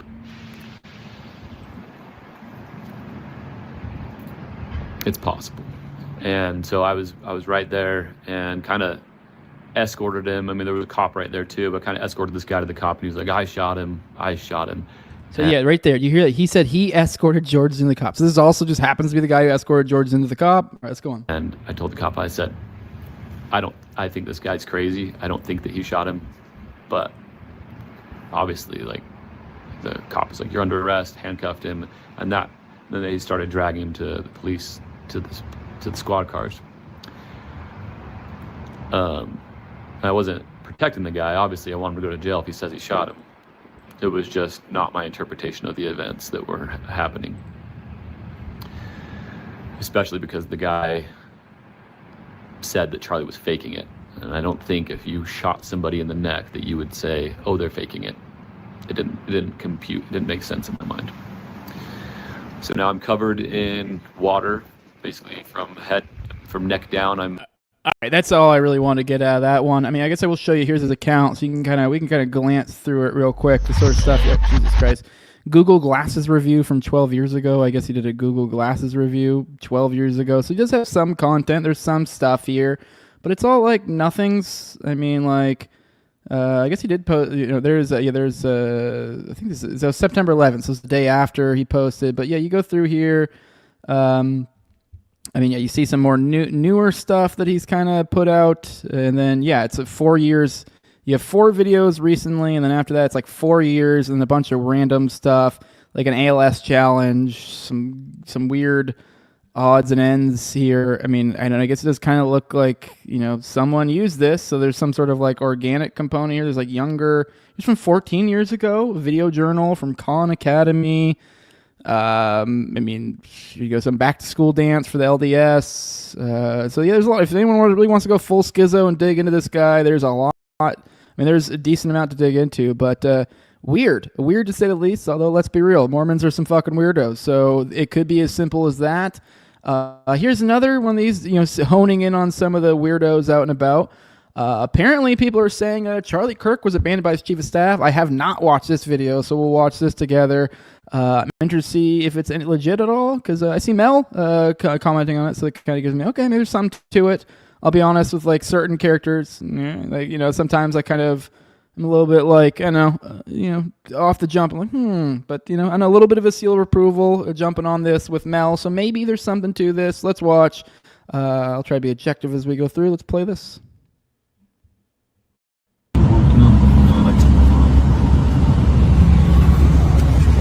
I can start to get my mind to figure out where they've arrested. Let's go.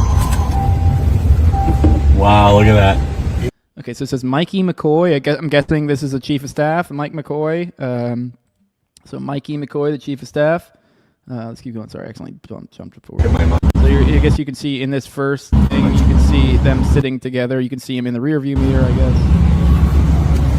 That way I can start to get my mind to figure out. Okay, let me read the post real quick. So this might explain a little bit. Sam Parker saying, Charlie Kirk abandoned by chief of staff after spending the whole morning at Charlie Kirk's side filming everything. Okay, so there's the context of what we're looking at. So this is a guy filming it. So there was literally someone filming him this whole day, his chief of staff, and he appears to abandon him at the very moment, according to this post. We'll be the judge of that here in a moment. You simply must watch Mikey McCoy turn and walk away from Charlie in the very instant Charlie is mowed down. He doesn't jump in surprise, doesn't duck for cover, he doesn't rush to Charlie's aid, doesn't run away in panic, he doesn't even try to capture any footage he's been doing all morning. Nope, none of that. Instead, what he actually does is calmly strolls off. That's it, he just turns and walks away. No fuss, no muss, no security accompanies him, so he's apparently not being evacuated for his own protection or anything like that. He just saunters off by himself. As everyone else rushes to Charlie's aid and carries him to the SUV to get him to the hospital, Mikey McCoy can be seen walking away in the distance, completely ignorant of whatever it is that's happening to Charlie behind him, and not visibly caring at all. All right, yada, yada, yada, yada. Okay, we got enough context to know what this is. We'll be the judge of that. Let's go and play it. That way I can start to get my mind to figure out where they've arrested. Let's go. Wow, look at that. Beautiful. Look at that.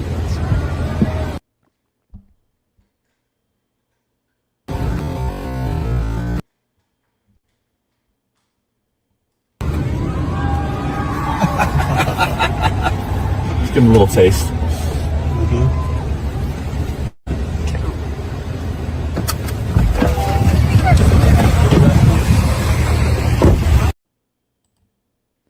Says there's Mikey McCoy, white ball cap with dark brim, long sleeve, white shirt, dark pants, ball cap. I just realized I was reading that for the audio, and then I just remembered like the people who do listen to audio, and I remember we're doing a lot of video analysis here, so sorry if you're an audio listener. You may just want to fast forward or just try to listen to what you can. I don't know. Use it as background noise while you go to the bathroom. I don't know.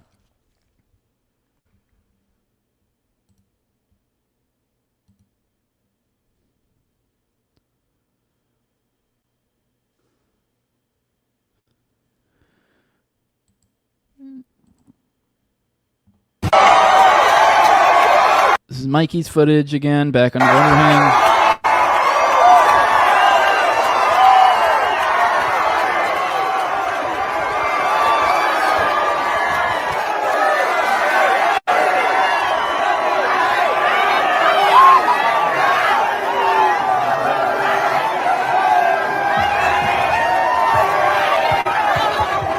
Bumping this up to 2x. Sorry, I'll pick it back down if it gets too jarring.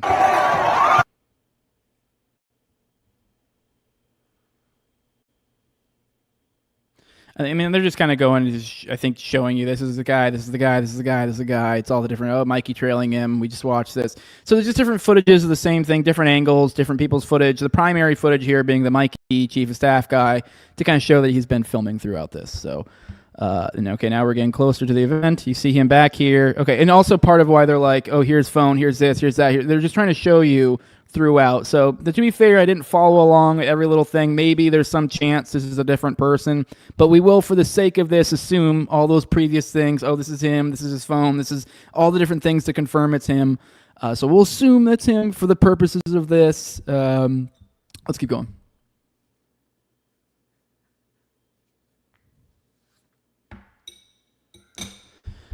And you see him back here again. By the way, there is no audio before anyone says anything, so at least not currently. So I guess he walked away, came back real quick. So they're just kind of showing him, they're back and forth.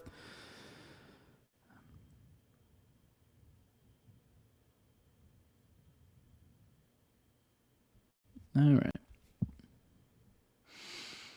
Still there, still with phone, filming, texting. So he's just messing with his phone, which I know nothing about that's particularly suspicious. I know people it's 2025, people fuck with their phones a lot.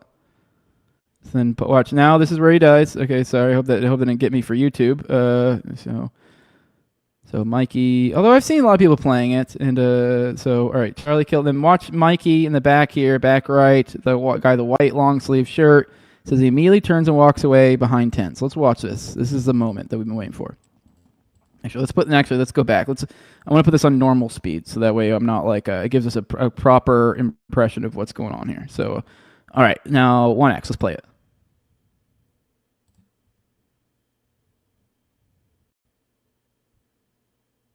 Yeah, okay. And then he's about to appear over here, so he comes around, casually walking away. Oh, okay. So it's the other come around that gets you. Okay, that one I will.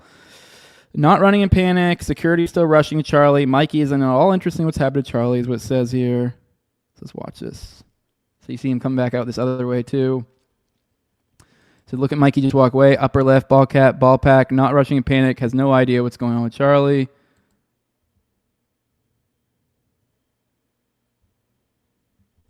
So as Charlie is rushing the SUV, Mikey can be seen in the distance just walking away. Still not looking.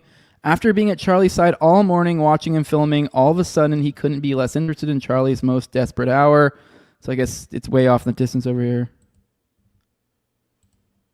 It's okay, you can see him closer now, him walking away. Okay. I mean, you'd think as a chief of staff, you'd want to be in the mix. It says he literally has his back turned on. He had turned his back on Charlie since the instant Charlie was killed. That's a good point. Turning the back, it is like, yeah, it is kind of, he was obscured the entire time. So, okay, he says he has no idea what's happened to Charlie and he couldn't be less interested, it says. Still, again, okay. Let's see if there's more to this. See if we can see this again in real time. It'd be nice. Mikey McCoy, Charlie's chief of staff and friend, who spent the whole morning dutifully and loyally by Charlie's side, filming everything. Abandoned Charlie in the very instant Charlie was killed. Was Charlie actually dead? Did he need help? Did Mikey rush to his aid or get his phone camera out? Anything? No, nothing. All of a sudden, Mikey McCoy didn't care about Charlie Kirk at all and just left him behind. What is going on? Huh. I would like to see. It feels weird to me. I mean, maybe it's just a matter of the different frames or something, or maybe different recordings, perhaps. But it does feel like it does feel odd to me. Why isn't there like a continuous? Why didn't we get to see this in real time? Like we only saw like a quick, like because it is like I don't know, whatever. I mean, independently, like kind of throwing these things together, perhaps. But I would have liked to see them kind of sequentially together. Here's Mikey's dad, Pastor Rob McCoy. He was in the group chat where Charlie said he was leaving the pro-Israel cause, calling all of us conspiracy theory anti-Semites instead of telling us Charlie was leaving the pro-Israel cause. So, okay, I didn't actually know this was a whole ass thread. I thought it was just the one video. Jesus, it's getting... So this is the chief of staff's dad, Rob McCoy. And I guess I'm assuming, let's see if we have a date here.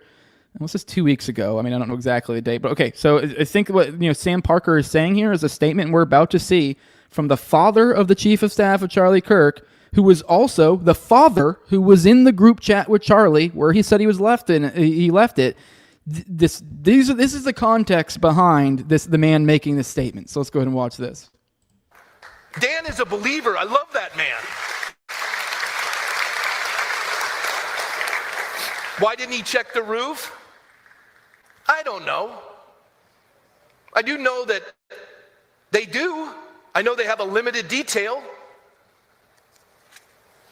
President Trump was shot. Kennedy was shot. RFK was shot. Where were they?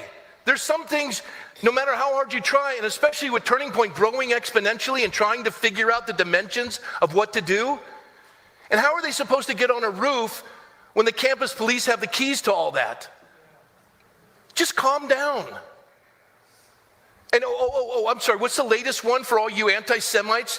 The Israelis put a hit on them? Oh, please. Just take your hate elsewhere.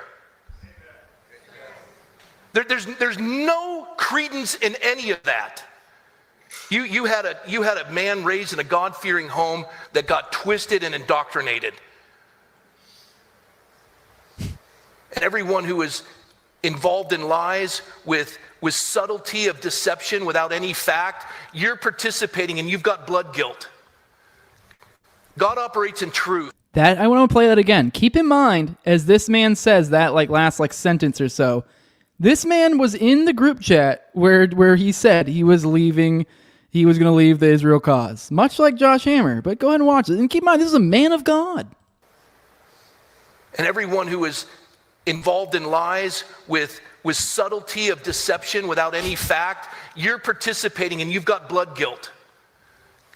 God operates in truth, not your stupidity. And I'm calling it what it is. You're complicit.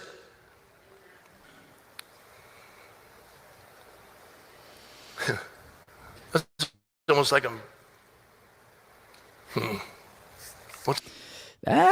And then here's Sam saying, here's how everyone else in the tunnel was acting. Not old Mikey McCoy, though. Cool as the other side of the pillow, he said. So let's see one of these other videos of people up close. Everyone hiding, gunshot, which is, this is, I guess, how you would expect.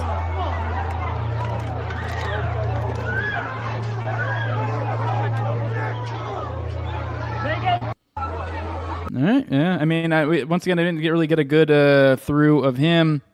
According to Frank Turek, Mikey was wheeling and dealing on the phone afterward, doing everything he could to help Charlie, but I guess that's after he strolled off because before he'd even seen Charlie's body hit the ground. Odd sequence if true. Let's see this. And that's when the great Mikey McCoy showed up. Actually, he was there just before that happened. And 23 years old, he's calling the vice president. He's calling Erica. He's sending a plane to get Erica. He's talking. He's asking the doctor real hard questions. He's shaking a little bit, but he knows what he needs to do. He said, Charlie would want me to do this. And he just took over. All right. And then he tells us to go look at the Skylar Baird, which we already went down that. All right. One last thing on the Kirk thing. I know everyone's getting the Kirk fatigue, but there's so many different weird things, and hey, it is what it is. It's an info dump, whatever. If you don't like it, go catch the replay. I mean, I get it. I kind of have it a little bit too, but I do think it's worthwhile, checking in on these, and as time goes on, dispelling the nonsense, and I don't know, and also kind of digging into these, see, hey, is this legit? Is it not? Whatever. We'll go through it. Why not? That's what this is, an info dump. We're parsing through information. Well, here's another one, and with these two, if you ever find counter information, feel free to tag me. Let me know. I'm not making any claims or anything. Now, this is someone who apparently claims to be the person who beautified the scene after Charlie Kirk was killed. So let's go and play this. What's up, guys? Hey, I just want to share a quick post here. I got a call about a week and a half ago from a couple of maintenance guys from the state of Utah that had been asked to replace, to beautify an area where a brother had been gunned down. It was Sunday. I usually don't work on Sunday, but I needed to be useful. And so I showed up with a couple of my brother, with a couple of other brothers that we all have differing beliefs and differing viewpoints. And together we were useful. It was heavy to work where a brother was gunned down, but we did it. And I wanted to make a post. I haven't wanted to be controversial. America is founded on people with different beliefs working together. And that's exactly what we did that Sunday and that Monday. And I'm getting some hate online for it. I'm getting some fake reviews. And, the answer to hate is love. And the answer to falsehood is truth. Yeah, weird. I don't know what to make of that. This could be just some dude jumping on some stuff and not actually be the guy. It's like Project This Guy's Israel sounds like a psyop, distract from the truth. Perhaps that's the case, but we have someone out there claiming this. So, hey, if anyone ever finds anything saying otherwise, but at the end of the day, they beautified their area, so whether this guy or not, a little bit beside the point. It's also kind of like, because a brother went down. I don't know, a little weak, but I don't know. Maybe that's legit. Maybe that is legit. I don't know. Seems odd to me to clean up what seems like a crime scene that short after, but I don't know. And I do think it is. If there is truth to people berating this guy or like leaving reviews for his business or whatever, I don't think you should because we don't know. For all we know, who knows? There could be an article or something comes out soon. Somebody goes, "Oh yeah, that's complete bullshit. This is who actually did it." But, yeah, wild stuff. More stuff coming out of there. All right, let's check in the chat, see if you guys have anything to say in there. I've been kind of checking throughout the videos. We may not have much to say. And then we'll get into the next story. I'm debating cutting it down to just one, or maybe we'll just go longer for today. I don't know. I'm torn on that one, which one I want to do. Let's do the Rogan one just for fun, just for funsies, just to get out of the Israel question a little bit for a second. But here is the homie Ken. He posting, Joe Rogan, do you realize you just interviewed a federal or an undercover informant who headed an actual FBI front group? Well, what is he referring to here? He's talking about Jeff Shope, this guy in the background. You can kind of see a little bit here. This is also Daryl Davis is on here too. This is the guy that Rogan always brings up whenever he talks about hate or whatever, because Daryl Davis is the black dude that like was known for like going to hang out with like KKK guys and befriending them and getting them to give up their robes or whatever. Well, Jeff Shope is there too, which I don't know like a ton about him aside from that he has a glowy past and he's kind of somehow rehabilitated himself as some other thing. I'm not exactly sure what it is, but oh yeah, right here. Jeff Shope led the America's largest neo-Nazi organization, the National Socialist Movement, for nearly 3 whatever the fuck. So this guy is literally went on Rogan with Daryl Davis, who Daryl Davis being like this guy who fixes neo-Nazis or whatever, or Nazis or whatever, or KKK guys, and he goes on on a podcast with Jeff Shope, and I'm pretty sure I haven't watched this podcast. Who knows? Maybe maybe Rogan dropped, oh yeah, you're informant, right, or whatever. Like this is, but no, this guy, this supposed dude. I'm assuming that the point of this episode was kind of like, oh, I escaped hate or whatever, which I think is Shope's kind of his thing now. He's kind of like this anti-hate warrior or something, if I recall correctly. But two things always glowing. I mean, like, oh, with this guy who's like now this anti-hate warrior. It's like, well, when he was in the Nazi movement or whatever as a neo-Nazi, well, he was fucking glowy, and we'll get into that. This is a Fed Files 2. This was a part of Ken's great series, kind of going into tracking the how do I put this? The infiltration of the right wing by the feds over the decades, and this is the second one of his series. I think it was the first one we went into Gletty, which was an interview we did, but it played a big part in this. Let's go ahead and read through this. An FBI foreman and co-founded one of the largest and oldest neo-Nazi organizations in U.S. history, the National Socialist Movement, a group connected to numerous crimes and violent events, including the deadly 2017 Charlottesville Unite the Right rally, according to previously unpublicized records reviewed by Headline USA. The documents, a trove of FBI memos, affidavits, and court records this publication has dubbed the Fed Files, further indicate that the NSM allegedly had informants in prominent positions throughout much of its nearly 50-year history. Once known as the Hollywood Nazis for its flamboyant demonstrations and crude propaganda, the NSM has also been accused of being co-opted by the FBI in a lawsuit filed by a former member who is now in prison. Multiple current and former NSM members denied any affiliation with the FBI or law enforcement. The FBI declined to comment on the story. The NSM's founding. The NSM founded in 1974 by Cliff Harrington and Robert Brannon, both of whom were chief lieutenants of prominent American fascist George Lincoln Rockwell, the founder of the original American Nazi Party, in 1959. By 1976, there were growing suspicion in the Nazi movement that Brannon was working with the FBI. In fact, the NSM's own publication, The National Socialist, released an article in April 1976 denying accusations from a rival group, the National Socialist White People's Party, or NSWPP, that Brannon was an informant.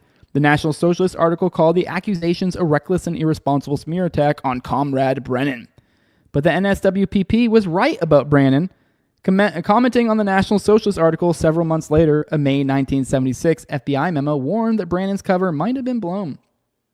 The redacted memo doesn't show the informant's name, but it clearly identifies Brannon by referencing the National Socialist article and the accusations floating around him at the time.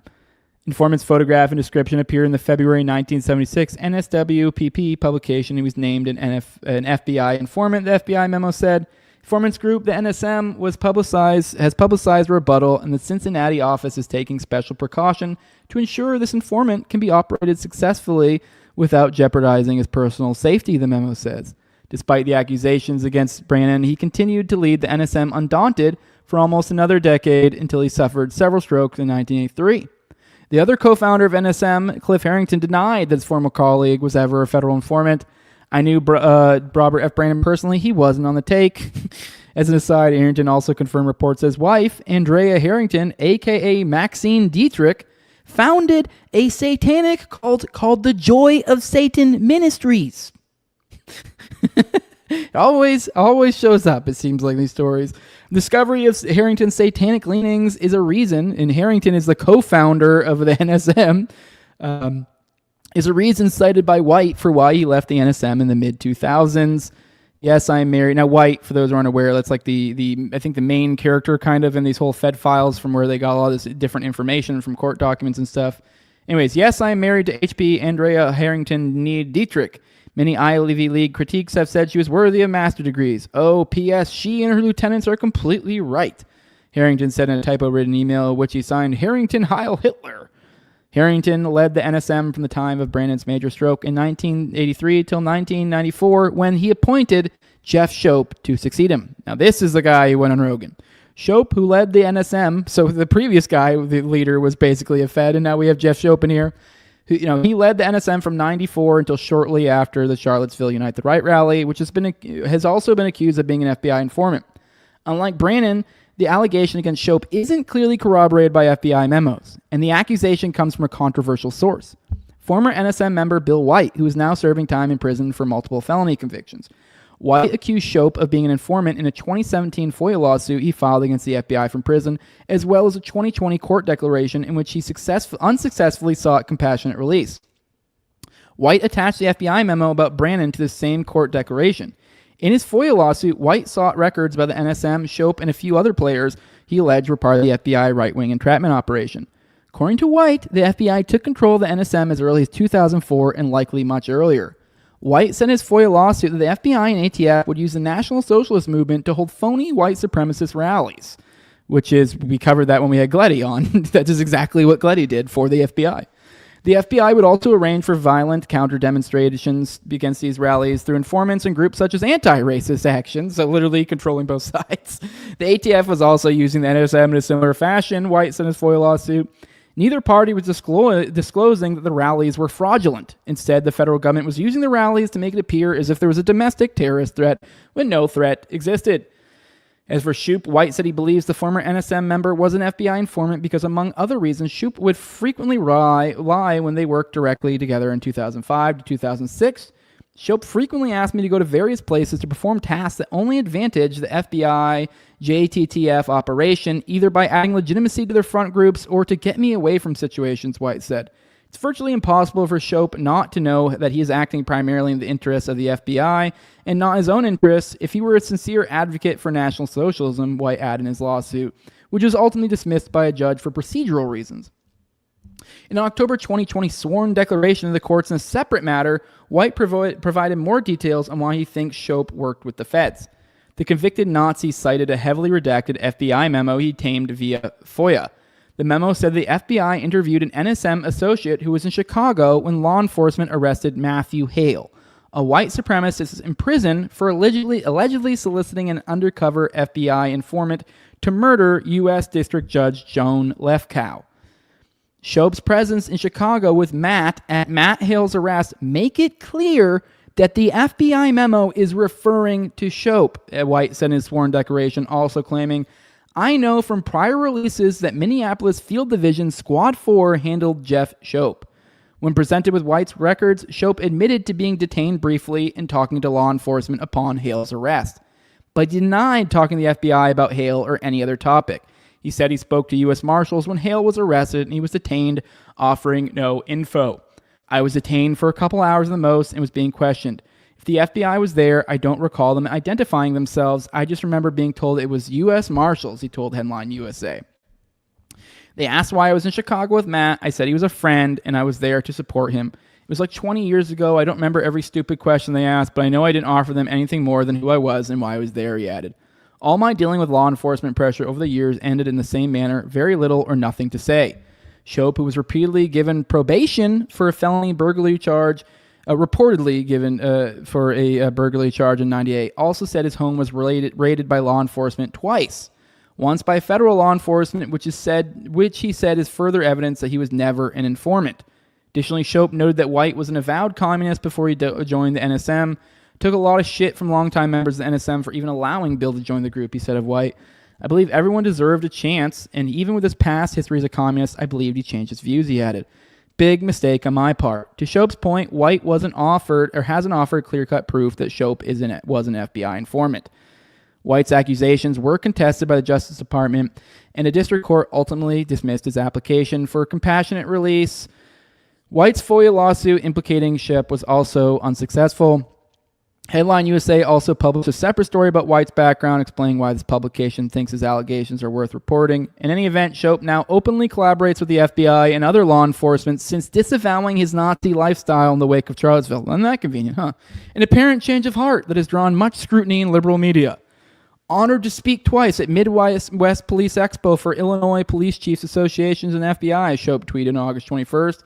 Thanks, FBI, for the commander of coin. It's ironic how life has changed. In the past, I avoided law enforcement like the plague. Today, we are on the same side in service to humanity. This is referencing a post where he got one of those military coins from the cops. Shope has also openly consorted with former FBI informant Jesse Morton, who was an al-Qaeda recruiter in the post-9/11 era until he was arrested in 2011. Shope and Morton both participated in a panel about countering violent extremism sponsored by the DHF-funded nonprofit organization Parallel Networks in November 2021, about a month before Morton was found dead in a Florida hotel room.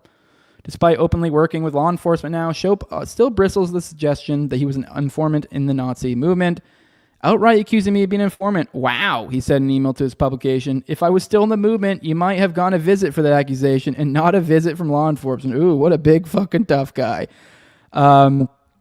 Yeah, now let's dig into the last story. I think we might be able to knock this one out a little bit quicker.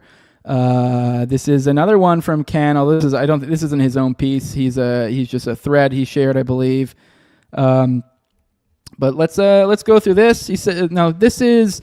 Let's look at the original post. It's breaking. FBI just arrested Mahmoud al-Muhtadi, a Hamas terrorist from the October 7th attack, living in Louisiana. Entered the U.S. in 2024 under Biden with a fraudulent visa, charged with visa fraud and supporting terrorism. And says, do you support Congress making illegal evasion entry into the USA a felony instead of misdemeanor? Which, like, whatever. The point here is, like, hey, what the fuck? They got a guy who was supposedly in the October 7th attack in Hamas, living in Louisiana. Here's the guy. Here's a picture of him. Now, he says, numerous things interesting about this case, including that an undercover FBI agent apparently met with the alleged October 7th attacker repeatedly from July to September this year. And then he shares with that, a what's this called? Footnote or whatever from the article. It says UC1 met in person with al-Muhtadi in Lafayette, Louisiana on approximately 6 occasions between July 24th, 2025 and September 23rd, 2025. The agent additionally spoke on the phone with al-Muhtadi on approximately 11 occasions. UC1 reviewed the 6 recordings and confirmed that the speaker on those recordings is al-Muhtadi. So we have an informant here. So there was an undercover FBI agent that he's meeting with. So there's that. And an alleged attacker's phone calls from October 7th were recorded by an Israeli telecoms company, which I find that to be particularly kind of interesting. You can see here from the sub things, 45. It says on or about August 12, 2025, the U.S. obtained 6 audio recordings assessed to be telephone calls made by al-Muhtadi on October 7th, 2023, using telephone number 598-824-4855. And it says law enforcement has corroborated the speaker on the calls is al-Muhtadi and that the calls took place on October 7th, 2023. In particular, an FBI agent familiar with al-Muhtadi's voice has reviewed the phone calls and confirmed the speaker on the calls is al-Muhtadi. Moreover, al-Muhtadi is referred to in one of the calls as Abu Allah, which translates to Father of Allah, which law enforcement has identified as a kunya used by al-Muhtadi. Additionally, as detailed below, multiple references are made in the calls to the then ongoing October 7th, 2023 attack, as well as to Israelis celebrating an Eid the night before. Anyway, okay, I don't know where we're seeing the... I'm not seeing where he's getting the Israeli telecom. Oh, I'm an idiot. There you go. There's a little thing right here. These phone calls list the country code for al-Muhtadi's 4855 number is 972. Tower data associated with that number provided by the Israeli telecom service Cellcom lists the country's, the number's country code is 970 based on my training experience. And all right, anyways, the key point there is that, yeah, there was a Israeli telecom service that somehow managed to intercept these, which obviously is kind of interesting. And then the FBI office in Israel is listed under the Israeli authorities. Is also something to be interesting. So I guess Ken is kind of saying, like, hey, there is a possibility. Oh, there is a story. I don't know why I didn't see that. For some reason, Twitter hid that. Let's go ahead and just read through the piece itself, because I think I'll probably get a little bit better presentation. So the FBI has arrested a Palestinian residing in Louisiana for allegedly participating in the Hamas-led attack on Israel on October 7th, 2023, then lying about his past and fraudulently obtaining a visa to live in the U.S. According to an FBI criminal complaint unsealed this week, Mahmoud Amin Yaqub al-Muhtadi armed himself and that's a fun name to say, and gathered a group to cross the Gaza Strip into southern Israel during the attack that left more than 1,200 dead. Hamas fighters also kidnapped more than 250 people, including dozens of American citizens, during the raid. This week, Hamas released the 20 remaining living hostages after the two sides agreed to a tenuous ceasefire in the Palestinian territory. Al-Muhtadi was an operative of the Gaza-based military wing of the Democratic Front for the liberation of Palestine, according to the complaint prepared by FBI Supervisory Special Agent Alexandria M. Toman O'Donnell and submitted to a federal judge on October 6. O'Donnell serves on a task force investigating the murder and kidnapping of American citizens during the attack 2 years ago. On his U.S. visa application, Mutadi denied that he had ever been involved in terrorist activities and became a legal permanent resident in 2024, the complaint says. Okay, well, I mean, the first part's kind of funny. Like, of course you deny that. The complaint says the agent requested an arrest warrant for al-Mutadi on October 6.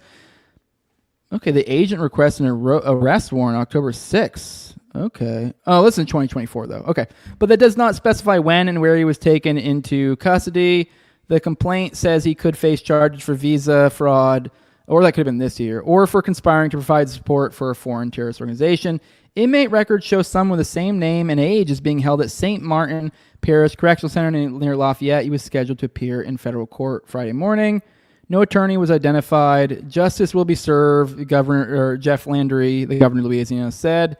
He added that al-Mutadi might be sent to the newly opened immigration detention wing of this state's maximum security prison known as Louisiana Lockup. Man, every fucking state now has to have some cool fucking immigration prison, or cool sounding, I guess. Not saying I think it's actually cool. Perhaps this is Louisiana Lockup's newest resident. Al-Mutadi's social media and email accounts reveal the years-long affiliation with the Hamas-aligned paramilitary group, including carrying out firearms training, according to the FBI. On the morning of October 7th, after Hamas forces attacked Israel, the then military commander of Hamas, Mohammed Diaf, called for the masses to join in. Al-Mutadi told his associates, "Get ready and bring the rifles. There is kidnapping, and it's a game, which will be a good one," according to phone calls reviewed by the FBI. He also asked an associate to bring ammunition. The FBI says al-Mutadi coordinated an armed group to travel to Israel, and that during the attack, his phone pinged a cell tower near Kfar Aza, an Israeli village where dozens of residents were killed and approximately 19 kidnapped. In June 2024, al-Mutadi submitted an electronic U.S. visa application in Cairo, and the application denied serving in any paramilitary organization or having ever engaged in terrorist activities. His application said he intends to live in Tulsa, Oklahoma, and work on car repairs or food services. Entered the U.S. in September 2024. He lived in Tulsa through May, but by early June had relocated to Lafayette, where he worked at a local restaurant, the FBI says. An FBI agent identified as UC1, likely meaning that the agent was undercover, repeatedly met with him in Lafayette from July to September this year, according to the criminal complaint. An associate advised al-Mutadi not to contact anyone from the paramilitary group because he was under surveillance in the U.S., and to avoid posting on social media in support of Hamas. The FBI says al-Mutadi responded that he could post whatever he wanted, including pictures of Hamas leaders, and he would be safe. Okay. All right. Well, that one's interesting. Did we hone in this one? I just realized I don't think I had the article up this whole time. Not that it matters, really. Here's the article I was reading. But I do. It's funny. I don't know if we honed in on this, that it says right here, Joint Task Force, October 7th, and the FBI New Orleans field office are investigating the case with valuable assistance from Israeli authorities, including the State Attorney's Office of Israel, the Israeli Security Agency, Lahav 433, and the Intelligence Investigation Department, the Israeli National Police, Israel Defense Forces, and Israel National Bureau for Countered Financing, as well as the FBI Law Enforcement Attaché Office in Israel. So that's listed under Israeli authorities, so that's kind of interesting. And then, listed as other authorities, Louisiana State Police, U.S. Customs and Border, Lafayette Police Department, and Lafayette Parish Sheriff's Office also provided significant assistance. So it is kind of funny that that's how they framed it. I know I did, to be honest, I do want to say it was a little bit clickbaity. I feel a little bit bad leaning into this being glowing, because I didn't know. I mean, but we covered this together. This is the first I'm covering it. But yeah, it was interesting. They were tracking this guy. I mean, it is odd. They were like nabbing phone calls from him like the day of. So it's like we're supposed to. I mean, I guess maybe I don't understand tech stuff enough. Maybe they can like retroactively nab that stuff. But that does kind of make you think like, did you guys have a little more info on this than you're letting on? I don't know.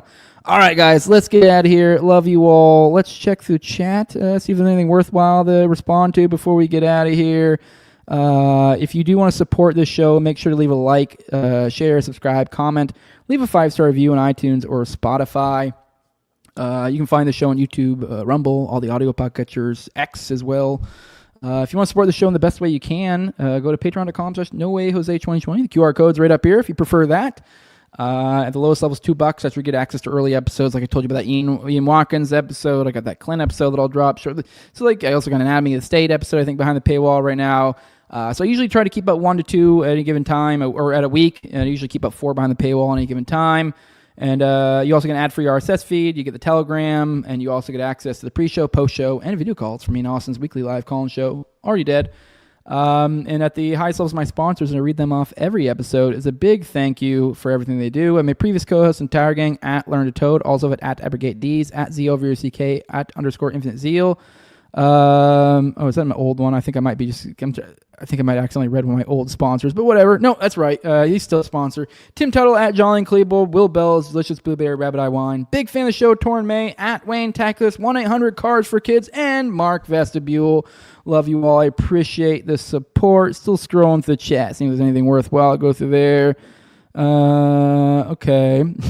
Hey, what's up, Ellie? He says, I'm watching on Wendy's Wi-Fi in Riverton, Wyoming. All right. Well, that's nice. About to take my morning dump at this Wendy's. Yes, let them know I sent you. What's we got here? Informants are arrested all the time, says Justin. That is true. That is very much true. I'm assuming you're referring to the Shope story or even this story because they both got arrested. They even pretend to arrest officers posing as hitmen. 100% they do. I've read that many times, many different cases. Good morning, Ray. Good to see you in here. By the way, I do have a funny outro for you guys you might like. See if there's anything else worth. Wise Elk Jose, you also got Cogri's use of shirty acronyms for the bills too. We are governed by overgrown children. Okay, I don't disagree with you.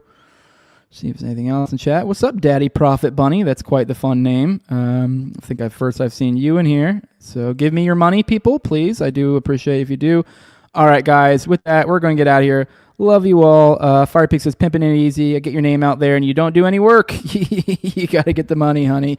Yes, I do. I'll work on all that stuff. I think I finally might actually have a weekend. I think this is the first time in forever my kid hasn't a soccer game. So maybe I can get some of the, some stuff, QR codes and stuff that you guys are always bugging me about. Payment service. Maybe I could set up some sort of super chat, something or other. Find a way that you guys can give me money. But with that, guys, enjoy this fun little outro. I will see you guys on maybe Monday. I guess there's an outside chance that maybe I won't be here Monday, but I should be here Monday. If not Monday, I should be here Tuesday at 11 a.m. Eastern. Love you all. Hope you enjoy your weekend. Spend some time with your families. Let them know you love them. We're out.